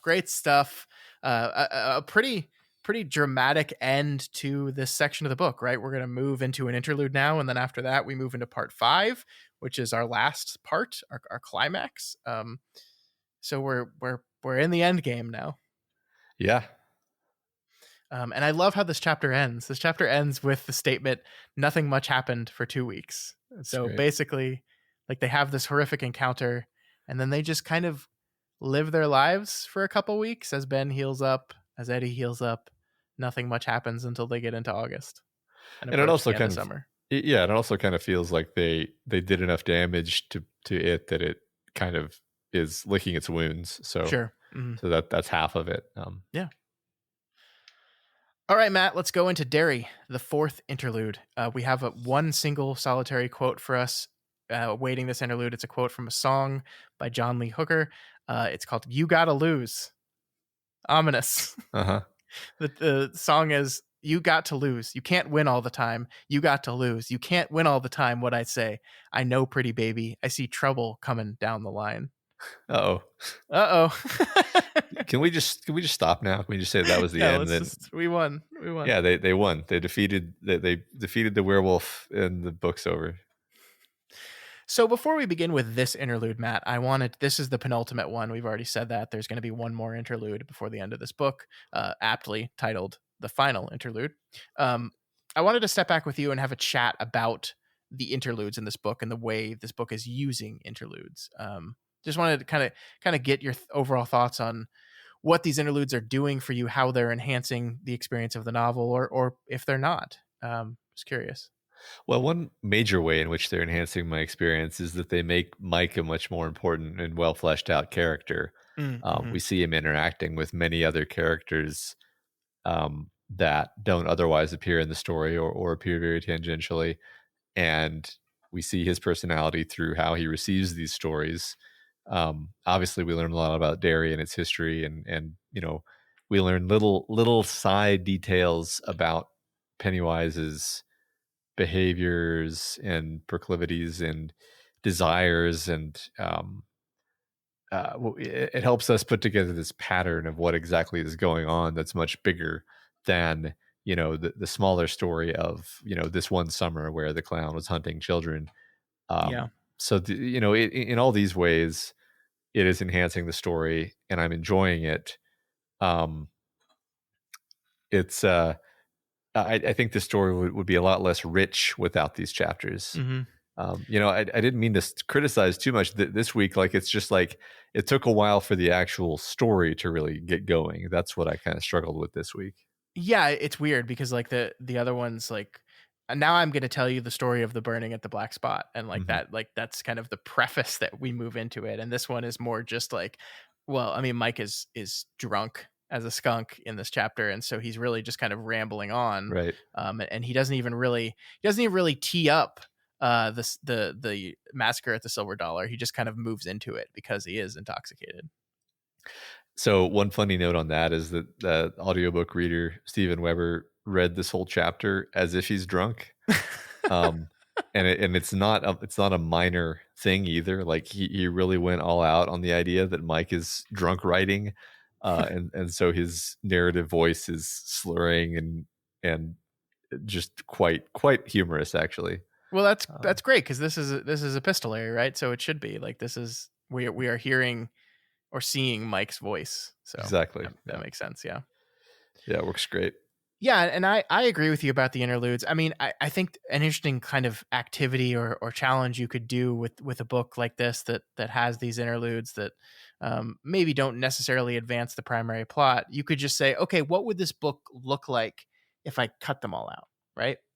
And if you find that something's missing from the book after that exercise, then it's like, oh yeah, these are totally necessary. And I think that's one thing.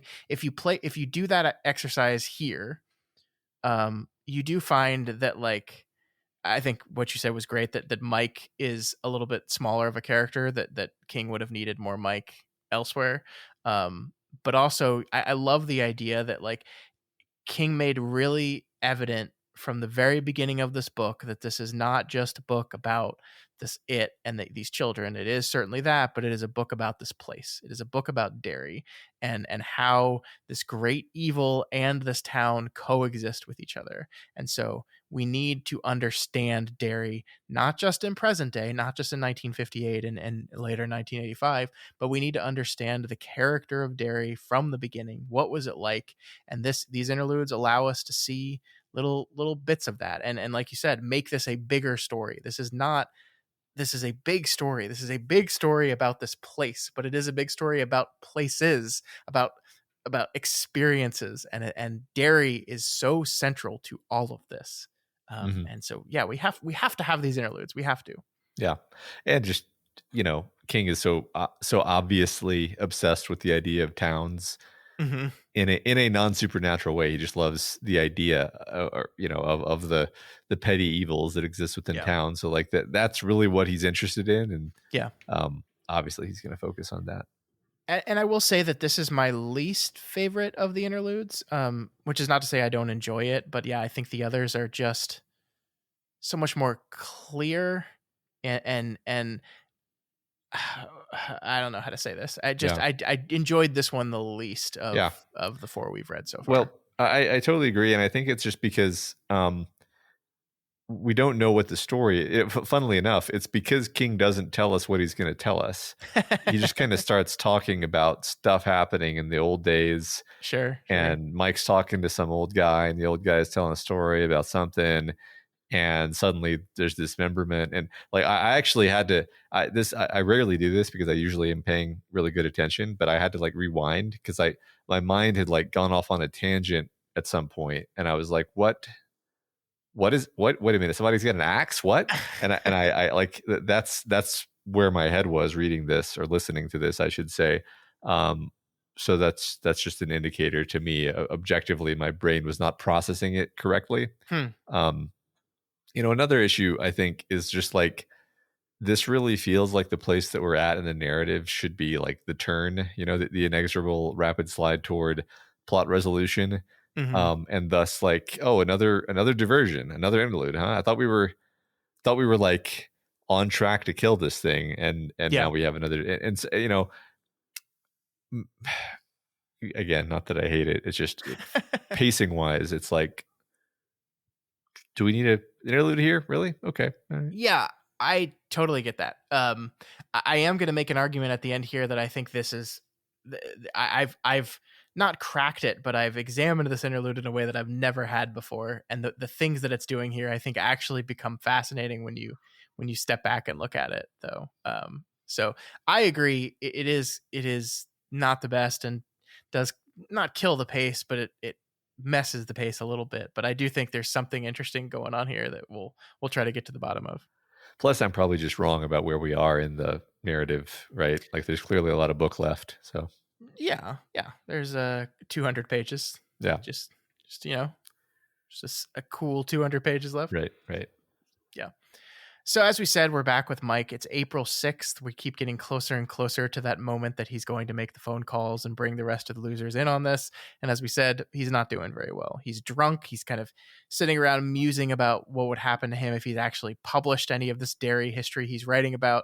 He kind of muses that the board of directors, mostly, as we learn, descendants from the original lager barons of the area, wouldn't much like if he published this history of Derry.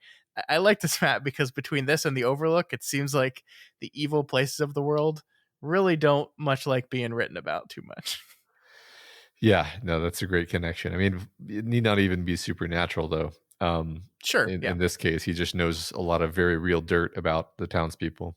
Mm-hmm. And from here, Mike brings us to the affair of Claude. How do you pronounce this name? Hero? I think Heru? just Heru. Yeah, Heru. Heru? Yeah. And the silver dollar, what he describes as, quote, the queerest mass murder in the entire history of America, which is a bold claim, because there's been some real weird murders in this here country of ours. Mike hears the story from a man he calls Thoroughgood, or Thoroughhood rather, who delightfully has an accent so thick and so bad that King is forced to translate it for us, or I guess Mike rather is forced to translate it for us in this section. Yeah, the section finally caused me to look up a YouTube video of like Maine accent, because I evidently do not know what the Maine accent sounds like based on the transliterations here. Yeah, well, you've never seen Pet Sematary, which has just the best Maine accent. Okay, well, good to know. I can't even explain it to you. You just have to watch the movie. But Okay. don't watch that movie. Okay. Not until your kids are older. Okay. The story certainly is strange, Matt. It begins with a group of 4 loggers, including the aforementioned Claude, organizing to form a union. The 4 end up being murdered. Well, 3 of them, except for Claude. It's interesting how these Derry interludes, Matt, another thing we didn't talk about before, they kind of take us through a lot of the crisis points, the political crisis points in American history, or at least 20th century American history. Yeah, that's true. I hadn't really thought about that, but you're right. We hit all the major kind of highlights from the history books. Yeah, like race relations, the wars. This is the labor rights struggles that happened a lot in the 18th and also 19th century, or 19th and 20th rather. Yeah. Anyway, we learn that Claude joined up with the organizers because of what? Because of his love and admiration for another one of them, Davy Hartwell. You could call him the Bill of the group.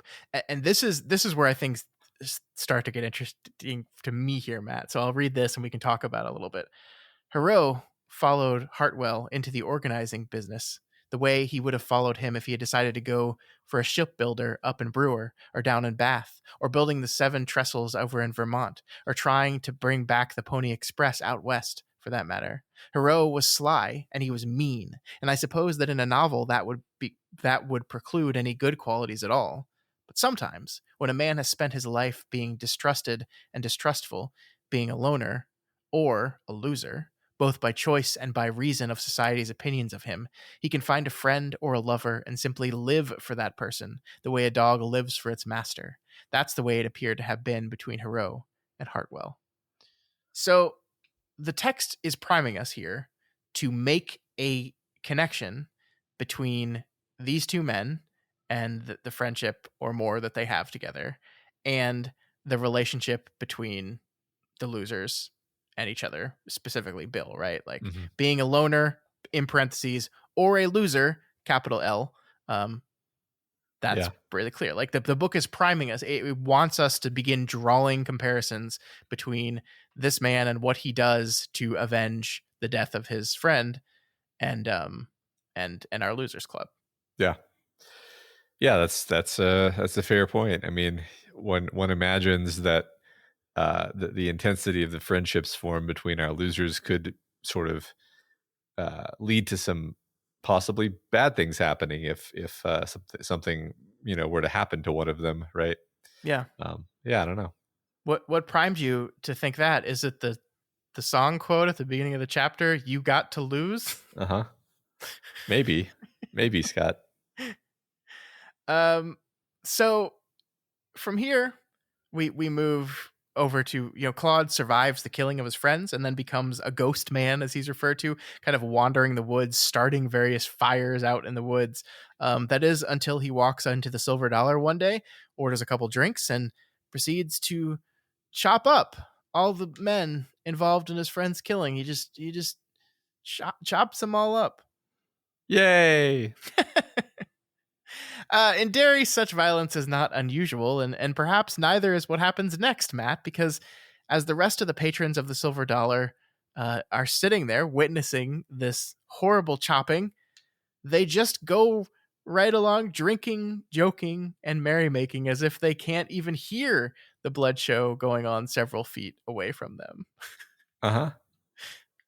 They just don't hear it at all. Yeah. Well, so what's funny is like I just kind of assumed that it, they kind of tuned it out like you do the ruckus at a bar. But then Mike is like, "Well, no, hold on a second. Like, did you know this was happening? Let's be clear." And the guy's like, "Yeah, Yeah. What he says was, "We knew, but it didn't seem to matter. It was like politics in a way. Yep, like that." Like town business. Best let people who understand politics take care of that, and people who understand town business take care of that. Such things be best done if working men don't mix in. That's a wild thing to say about someone chopping someone's head off 3 feet from you and you just being like, "Hey, you hear the new joke? Yeah. I got a new joke for you." Yeah. It's just town business. But I really like what happens next in this bit, though, because the text says, "Are you really talking about fate and just afraid to come out and say so?" I asked suddenly. The question was simply jerked out of me, and I certainly did not expect Thorogood, who was old and slow and unlettered, to answer it. But he did, with no surprise at all. "Yep," he said. "Mayhap I am." So fate. So Yeah. it was fate. So they don't intervene in fate here. Yeah, it was meant to be. I mean, just like the mirrored scene later, where we've got repeating elements. It's fate. It's just meant to be.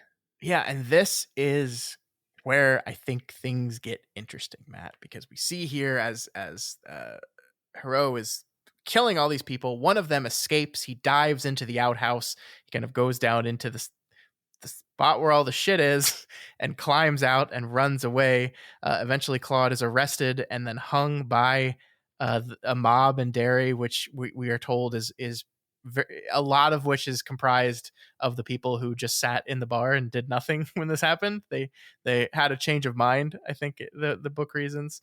And so you're sitting here like I was after I read this section again and being like, okay, this is interesting and cool, and shows once again Derry's ability to do drastic violence and also allow drastic violence to occur. But what does it have to do with anything that just happened in the book? And this is what I wanted to really talk to you about, Matt, because if you step back and you look at the events of the Silver Dollar and see how many of the events of this mass murder line up with what just happened to our losers in the last chapter, there is a huge amount of parallels, right? So let me just frame it like this, and then we can talk about it. Yeah, hit me. Bill, who loves Georgie like his brother, loves this person, melts down a silver dollar and enters into the house on Neibolt Street to kill the person responsible for murdering his brother, all while the general people of Derry carry on with their business as if nothing else is wrong, nothing's going on. They don't intervene. They don't even see them. This whole encounter happened. They're just going on with their day. The confrontation leads to the bathroom, where the one responsible escapes down the drain.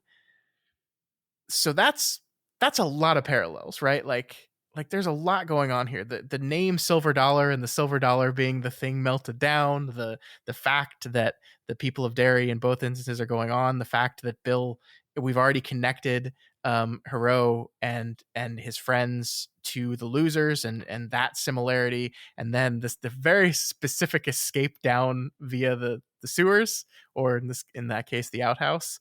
Like that's a lot of parallels, right? Yeah. I mean, I think the thing that clinched it for me is the fact that he escapes through the toilet, basically, which is exactly what Pennywise does. Escapes in ignominy, and Clearly an L. Of course, the big problem with this whole thing is, okay, cool, but what are we doing? Yeah, So we just very cleverly noticed some parallels, but what are we doing with the parallels? yeah, Um, and to me, the interesting thing about what we're doing with them is, well, we don't know how the story ends with the losers yet. We do know the story ends with Claude. We know that he goes on this revenge trip to avenge his brother. He kills some of them. He's somewhat successful, but some escape, and then the town turns on him and lynches him and kills him. And that's the end of his story. And so, if we're making this parallel between this man and this story and this quest for revenge and Bill and his losers, then we have to be like, oh, I get what we're doing here, and I get why we're doing this right now. We are setting the table for, you need to start being really worried about if these guys are going to survive this or not. yeah. And arguably already were. Well, like, that's been a constant worry for the adults throughout the course of the adult section of the book.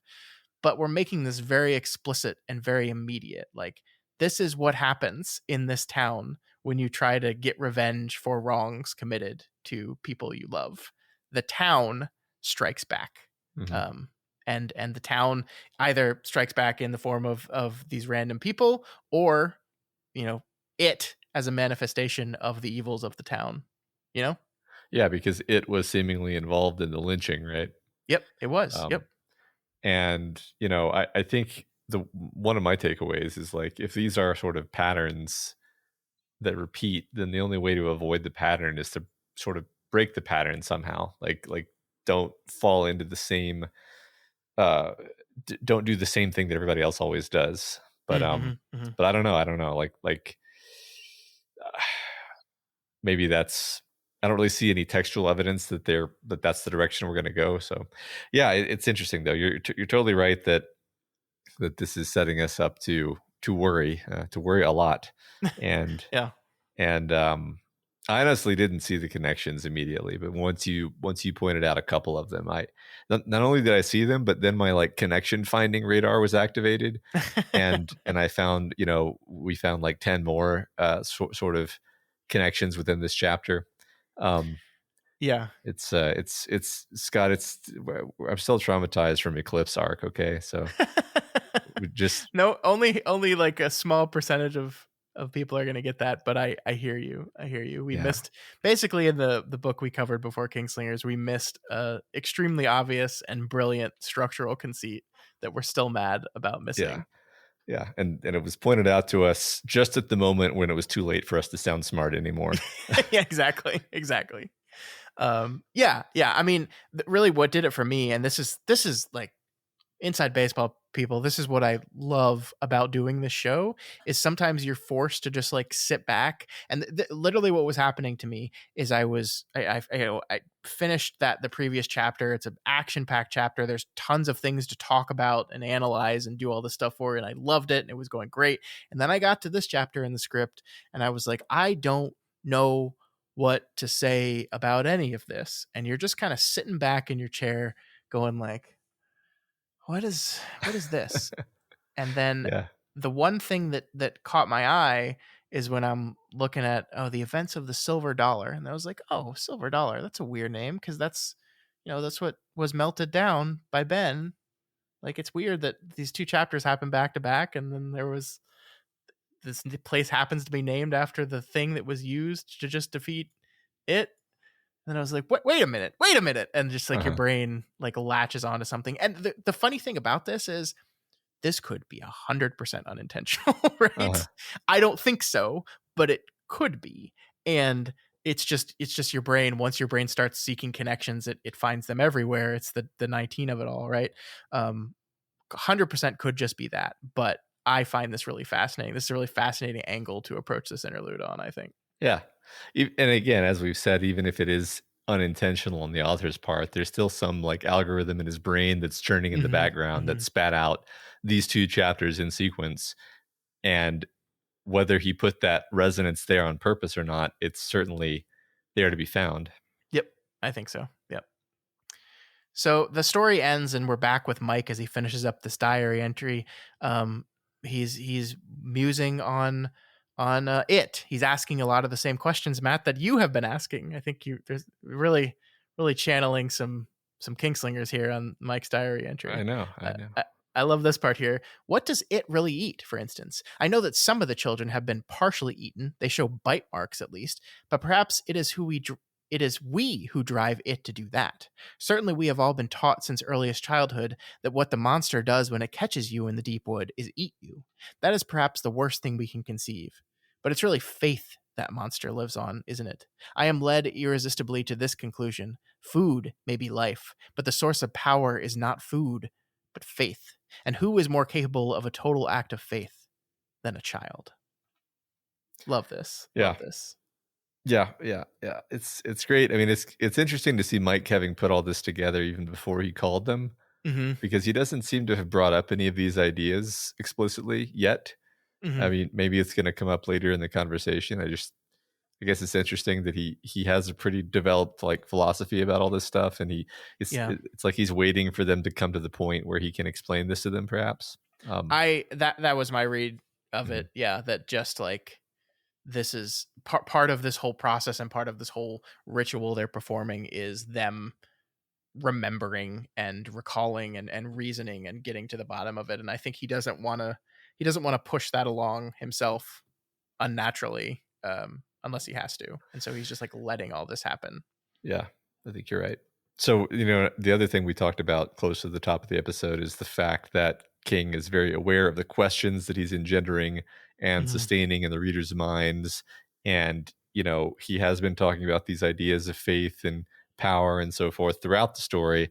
But I Mhm. think this is one of those points when he just kind of says, like, all right, I'm just going to have the character say the thing to make sure we're all on track.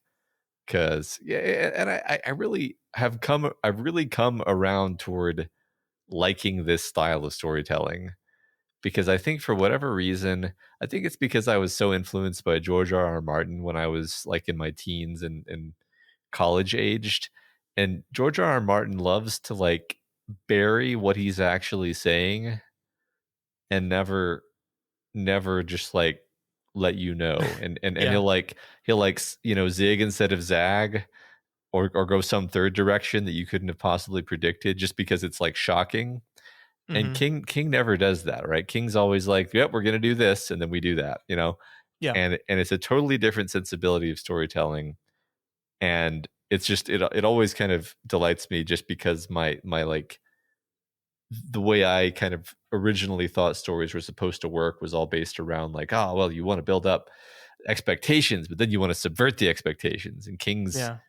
it's not that he never subverts expectations, but he usually is he's usually just like, this is the story we're telling, and Yeah. it's gonna be fun. And I mean, that's there is definitely like certain authors that approach storytelling like they're puzzles, right? And mhm, like he's going to set up this puzzle for you, and he wants you to figure out the puzzle. And sometimes the puzzle of like what's actually going on in the story, and sometimes the puzzle is just like what I'm actually trying to tell you, what this means thematically. uh-huh, And King is not really that. I mean, I do think it's interesting because I do think he does things like, we just talked about these parallels between the two incidents, the book does not, in my opinion, come right out and say, "Hey, look at the parallel here." Doesn't say that, but yeah, for the most part, when he wants you to know when he wants to discuss a theme, he's going to come right out and tell you the theme. And it's never in a way that feels like preachy or like, a character at the end of the book explains the theme to the audience, so we can all get it. It's just he finds a way to work it naturally in the course of the dialogue and the story. But yeah, when he wants you to know a theme, you'll know. When he wants you to know a metaphor, you'll know. We've talked about this stuff before, but yeah, I've always appreciated it. I think there is, part of, and I think part of this is why King has a chip on his shoulder sometimes, is like that's not going to ever be seen as like high literature, because I think there's a lot of people that think literature is stories that need to be deciphered. Um, mhm, and this is not that, right? He doesn't write, I don't think he writes books that need to be deciphered in that way. yeah. Yeah, although of course there's richness there to be seen if you dig, but Oh, certainly. Yeah. you We've made get a whole show about it, right? I hope there is. yeah, yeah, but like you get you get what he wanted you to get, just kind of reading Yeah. the story. So, Yeah. Yeah. yeah, I think the interesting question that we like to ask is how he gets that, like how he gets you there. yeah, We know the what. Let's talk about the how. Yeah. yep. All right. So the interlude ends with Mike reasoning that it wants them to come home. That even though he's going to have to be the one that ultimately makes the call, that it is calling them as well, because it wants revenge, and they no longer have the simple faith of children, and so they're doomed. Yep, they're doomed. It's all over. They're doomed. Yep. And so that ends interlude 4. That ends part 4, and we move into part 5 next week, Matt.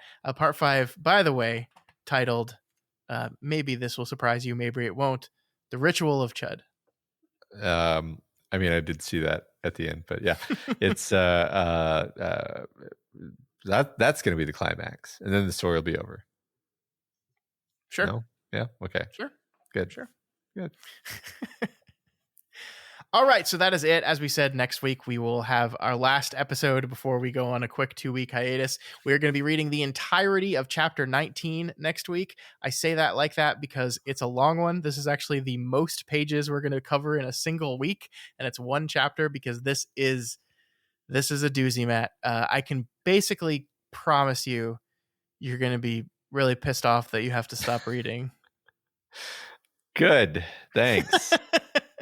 You're welcome. You're welcome. All right, let's move on to our discussion question. What was the question we asked our audience last week? Don't you just love it when kids stand up to their jerk parents? What's your favorite instance of this happening in a book or whatever? It was not or whatever. Or something, whatever. You know what I mean. You know what I'm saying? That's what it says. That's what it says right here in the text. Does not. Okay. Felidal says, the scene that came immediately to mind for me was Franny Goldsmith's confrontation with her mother in the stand, where Franny tells her mom that not only is she pregnant, but that she intends to have the baby without marrying her boyfriend, Jesse. The way the entire chapter is written, starting with the grandfather clock in the parlor and incorporating Franny's childhood memories of her mom, the untouchable artifacts of the parlor, and even her father and his workroom, all builds up perfectly to the climactic and catastrophic conversation. The emotional storm at the end, Franny's father ultimately stepping up to her defense. Everything about that whole passage is masterful. Great answer. Love it. That was the thing I was actually thinking of when I asked this question. So it's perfect that we started with it. That's awesome. That the most unfortunate thing about the stand for me is that Franny could never keep up with the simple brilliance of that opening salvo of her character. Like, it's just, I talked about this with Kim on that show we referenced last week. But the heartbreaking thing about Franny to me is that the book fails her ultimately. That she's set up so beautifully and so brilliantly in this opening salvo, and then she just runs out of stuff to do by the end of the book, and it breaks my heart. Yeah, I mean, go back and listen to us talk about The Stand for proof that I really enjoyed that book, but I do feel like that's a book with multiple incredibly strong character introductions, many of which just kind of peter out. Yep. Gradually. It's sad. Yeah. And he tried to fix it in the absolutely abysmal 2020 remake, where he wrote the only good episode of that show. Yeah, he tried to give Franny a proper character end, but too little too late, Steve. Yeah. I'm sorry. Oh well. Next we have Spadoinkle79, who says, my favorite instance of a kid standing up to his parents: a long time ago, in a galaxy far, far away, there was a teen who idolized his father. You see, his father was a Jedi, one of the supreme warriors, peacekeepers in the galaxy that seemingly was filled with pieces of shit. As he becomes a Jedi himself, he discovers from his father that his father, is in fact the ultimate piece of shit in the galaxy. Technically second in line, but that doesn't sound as good, does it? His father uses his fatherly charm to try and turn his benevolent son into a malevolent underling. In response, the son, we'll call him Luke for the sake of the story, says, "No, Dad, I know that deep down inside, you're not a piece of shit." He resists the evil permeating from his father, and in the end, saves his father, turning him to the side of good. In the ultimate act of kindness, he kills his father right after reminding him of his non-piece of shitness. This, of course, is the thesis of the first three, chronologically, Star Wars movies. Yes. It's great. It's great. It's true. I'm not a piece of shit. You're not a piece of shit. I used to be. You're not a piece of shit. I remember that line from the movie. No, Dad. It's great. It's funny because I have the actual scenes in question all playing through my mind with this, of course, with this humorous description of the story. Yeah. It's what a strange world we live in, where like the defining story of like our whole era is this thing where they like change their mind later, and we're like, what if like he's Luke's father? This is why when people are like, the biggest problem with Disney's trilogy is that they didn't plan the entire story out from the beginning. I'm like, no, they didn't do that in the original trilogy either. They're just making shit up as they went. The biggest problem is that the writing's bad. It has nothing to do with a plan. Yeah. Good writing can hide the fact that there was no plan. Look at Stephen King. Yeah, the character writing is bad. Yeah. All right. Dirk Stabworthy says, as a young boy growing up in rural New Brunswick, only a few hours away from Bangor, coincidentally, my entertainment was limited to boxes of random Betamax cassettes purchased from various yard sales to be watched ad nauseum. One of which was the 1987 John Hughes cult sleeper, Some Kind of Wonderful. While instilling an unhealthy obsession with both Mary Stuart Masterson and Leah Thompson, there is a scene between Eric Stoltz and his father that always stuck with me. It being the only scene with a very loud F word being yelled, one or more of my parents would inevitably walk into the room and demand to know exactly what I was watching. Essentially, the scene is a father losing it at his son for blowing his college fund on a date with a rich girl. What a villain, right? Of course, at the time, I was a sensitive, artistic outsider with a long list of unrequited crushes. I related to our protagonist. Some Kind of Wonderful is one of my few Hughes blind spots. I've not seen it. So I can't really comment on this one. Haven't even heard about it. So I will say that I, and I'm sure you as well, spent much of my childhood being absolutely in love with Leah Thompson because of Back to the Future. Of course. Yeah. That goes without saying, Scott. You even have to ask. Next, we have Kashakus, who says, I'm kind of surprised that no one has mentioned Luke Skywalker's fight. Are you giving me all the Star Wars ones, Matt? That Luke Skywalker's fight against Darth Vader in Return of the Jedi. Facing off against Darth Vader in The Empire Strikes Back, he's just fighting to destroy the manifestation of evil, the evil that is hunting his friends. In Jedi, he's fighting to save his father. It's his willingness to sacrifice his life for a man he barely knows and who has taken countless lives that ultimately leads to Anakin's redemption by killing Emperor Palpatine. I guess Matt is right. Evil always destroys itself. Further proof, by the way, that the Disney trilogy, and The Last Jedi in particular, is just hot garbage. Just because Rian Johnson produced a well-polished turd doesn't change the fact that it's a turd. Well, I don't agree with that sentiment. I think The Last Jedi is the only good film released under Disney, and the rest are pretty bad, but that's fine. We can disagree on that. Yeah. I like what they did with Luke in that movie. It feels interesting in a way that I don't think Star Wars does interesting very much lately. Yeah. Do people know that I made a whole YouTube essay where I took the story from the ending of The Last Jedi and I made a proper final movie to that trilogy that actually made sense and kept all the things that Rian Johnson did and actually was good and the correct ending. And that's actually my canonical ending for the It was a good video. Trilogy. I enjoyed it. Yeah. That was Matt experimenting with video essays. It went well. It wasn't like I'm happy with like the story idea I came up with. Whatever. Thank you. I appreciate that. You were still learning. It's good. Don't minimize yourself. Yes. Thank you. Just FYI, folks, the algorithm stopped working because Reddit changed all their shit. So it cut off the last paragraph of Jerk Stabworthy's comment a second ago, which was now, even as a childless adult who never went to college, I have to say that kid would be out on his ass. Oh, you're 18 and you can make your own decisions. Have fun with inflation. Slams door. There. Yeah. See, Nice. I felt like something had been cut off, and it's that's Reddit's fault. Thank you for correcting that terrible mistake. Yeah. Just like I corrected the terrible mistake that The Last Jedi is not good. Yes. Because it is. Now we're all on the same page. All right. Tin Bugdock says, my favorite instance is Carrie White's final confrontation with her mother.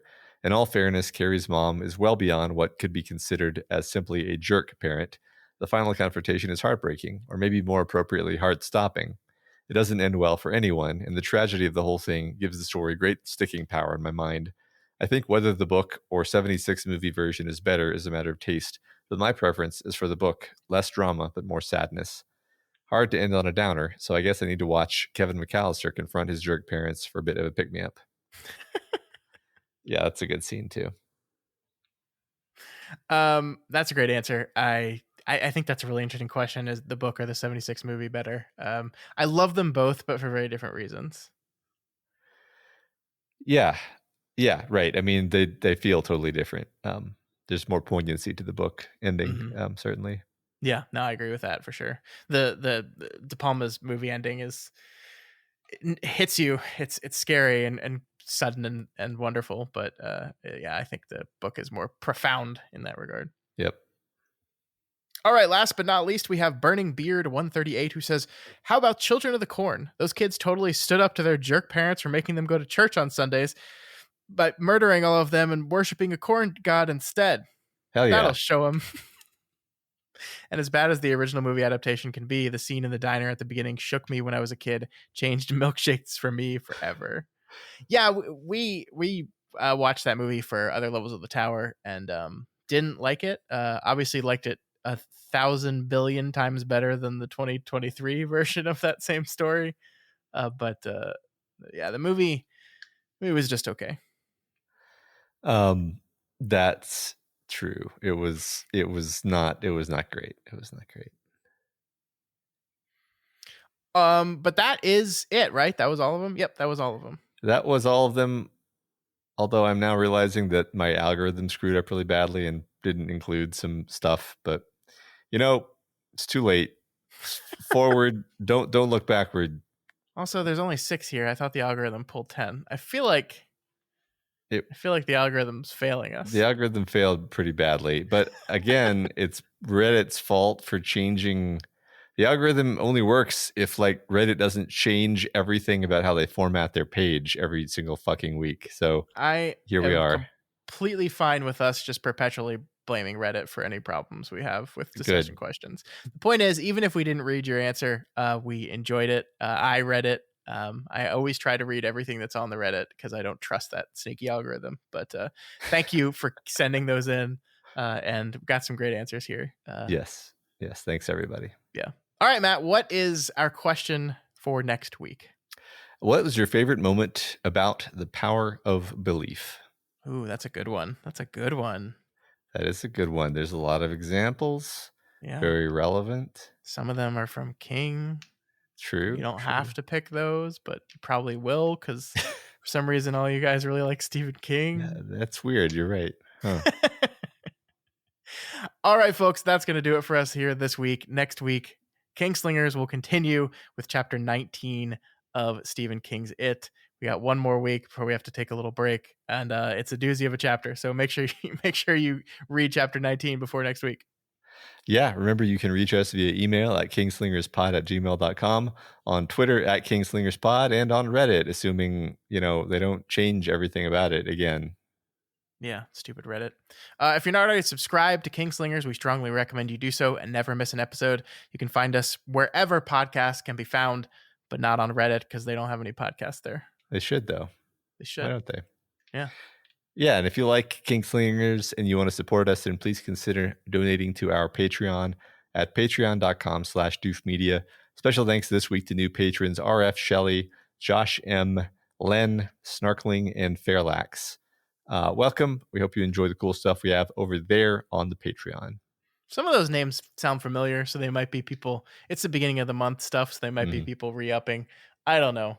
Um, I just read what Patreon tells me as a new person. Yeah.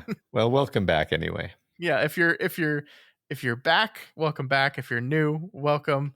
Enjoy all the bonus content over there, and we hope to see you in the comments on Patreon for all the stuff we do there. That's right. Of course, if you cannot afford to be part of that wonderful community, we understand. We're disappointed, but we understand. You can still help us out by sharing this podcast with everyone you possibly can, and also by leaving us a rating and a review on Apple Podcasts or any other podcast review platform. This week's Spotlight review comes from Mustache Staff, who gives us 5 stars and says, "Thank you for breaking down the Dark Tower series and helping all of us understand and appreciate the journey with Roland even more." Oh, yeah. Matt, it's been so long since we've talked about the Dark Tower that I forgot that we were a Dark Tower podcast. I sometimes forget as well. It's been literal years. When you mention it at the top of the episode, I'm always like, the Dark Tower. Oh, yeah, Dark Tower. Oh, yeah, that thing. Yeah. That Roland guy. Yeah. Yeah. Well, Mustache, thank you so much. We appreciate that. And thanks to everyone who continues to send in those ratings and reviews. They really do help us, and we really, really do appreciate them. That's right. Yeah. All right, folks, that's it. We'll see you back here next week for chapter 19. It's got that number in it, so you know it's going to be a big one. All right. Long days and pleasant nights. And may you have twice the number.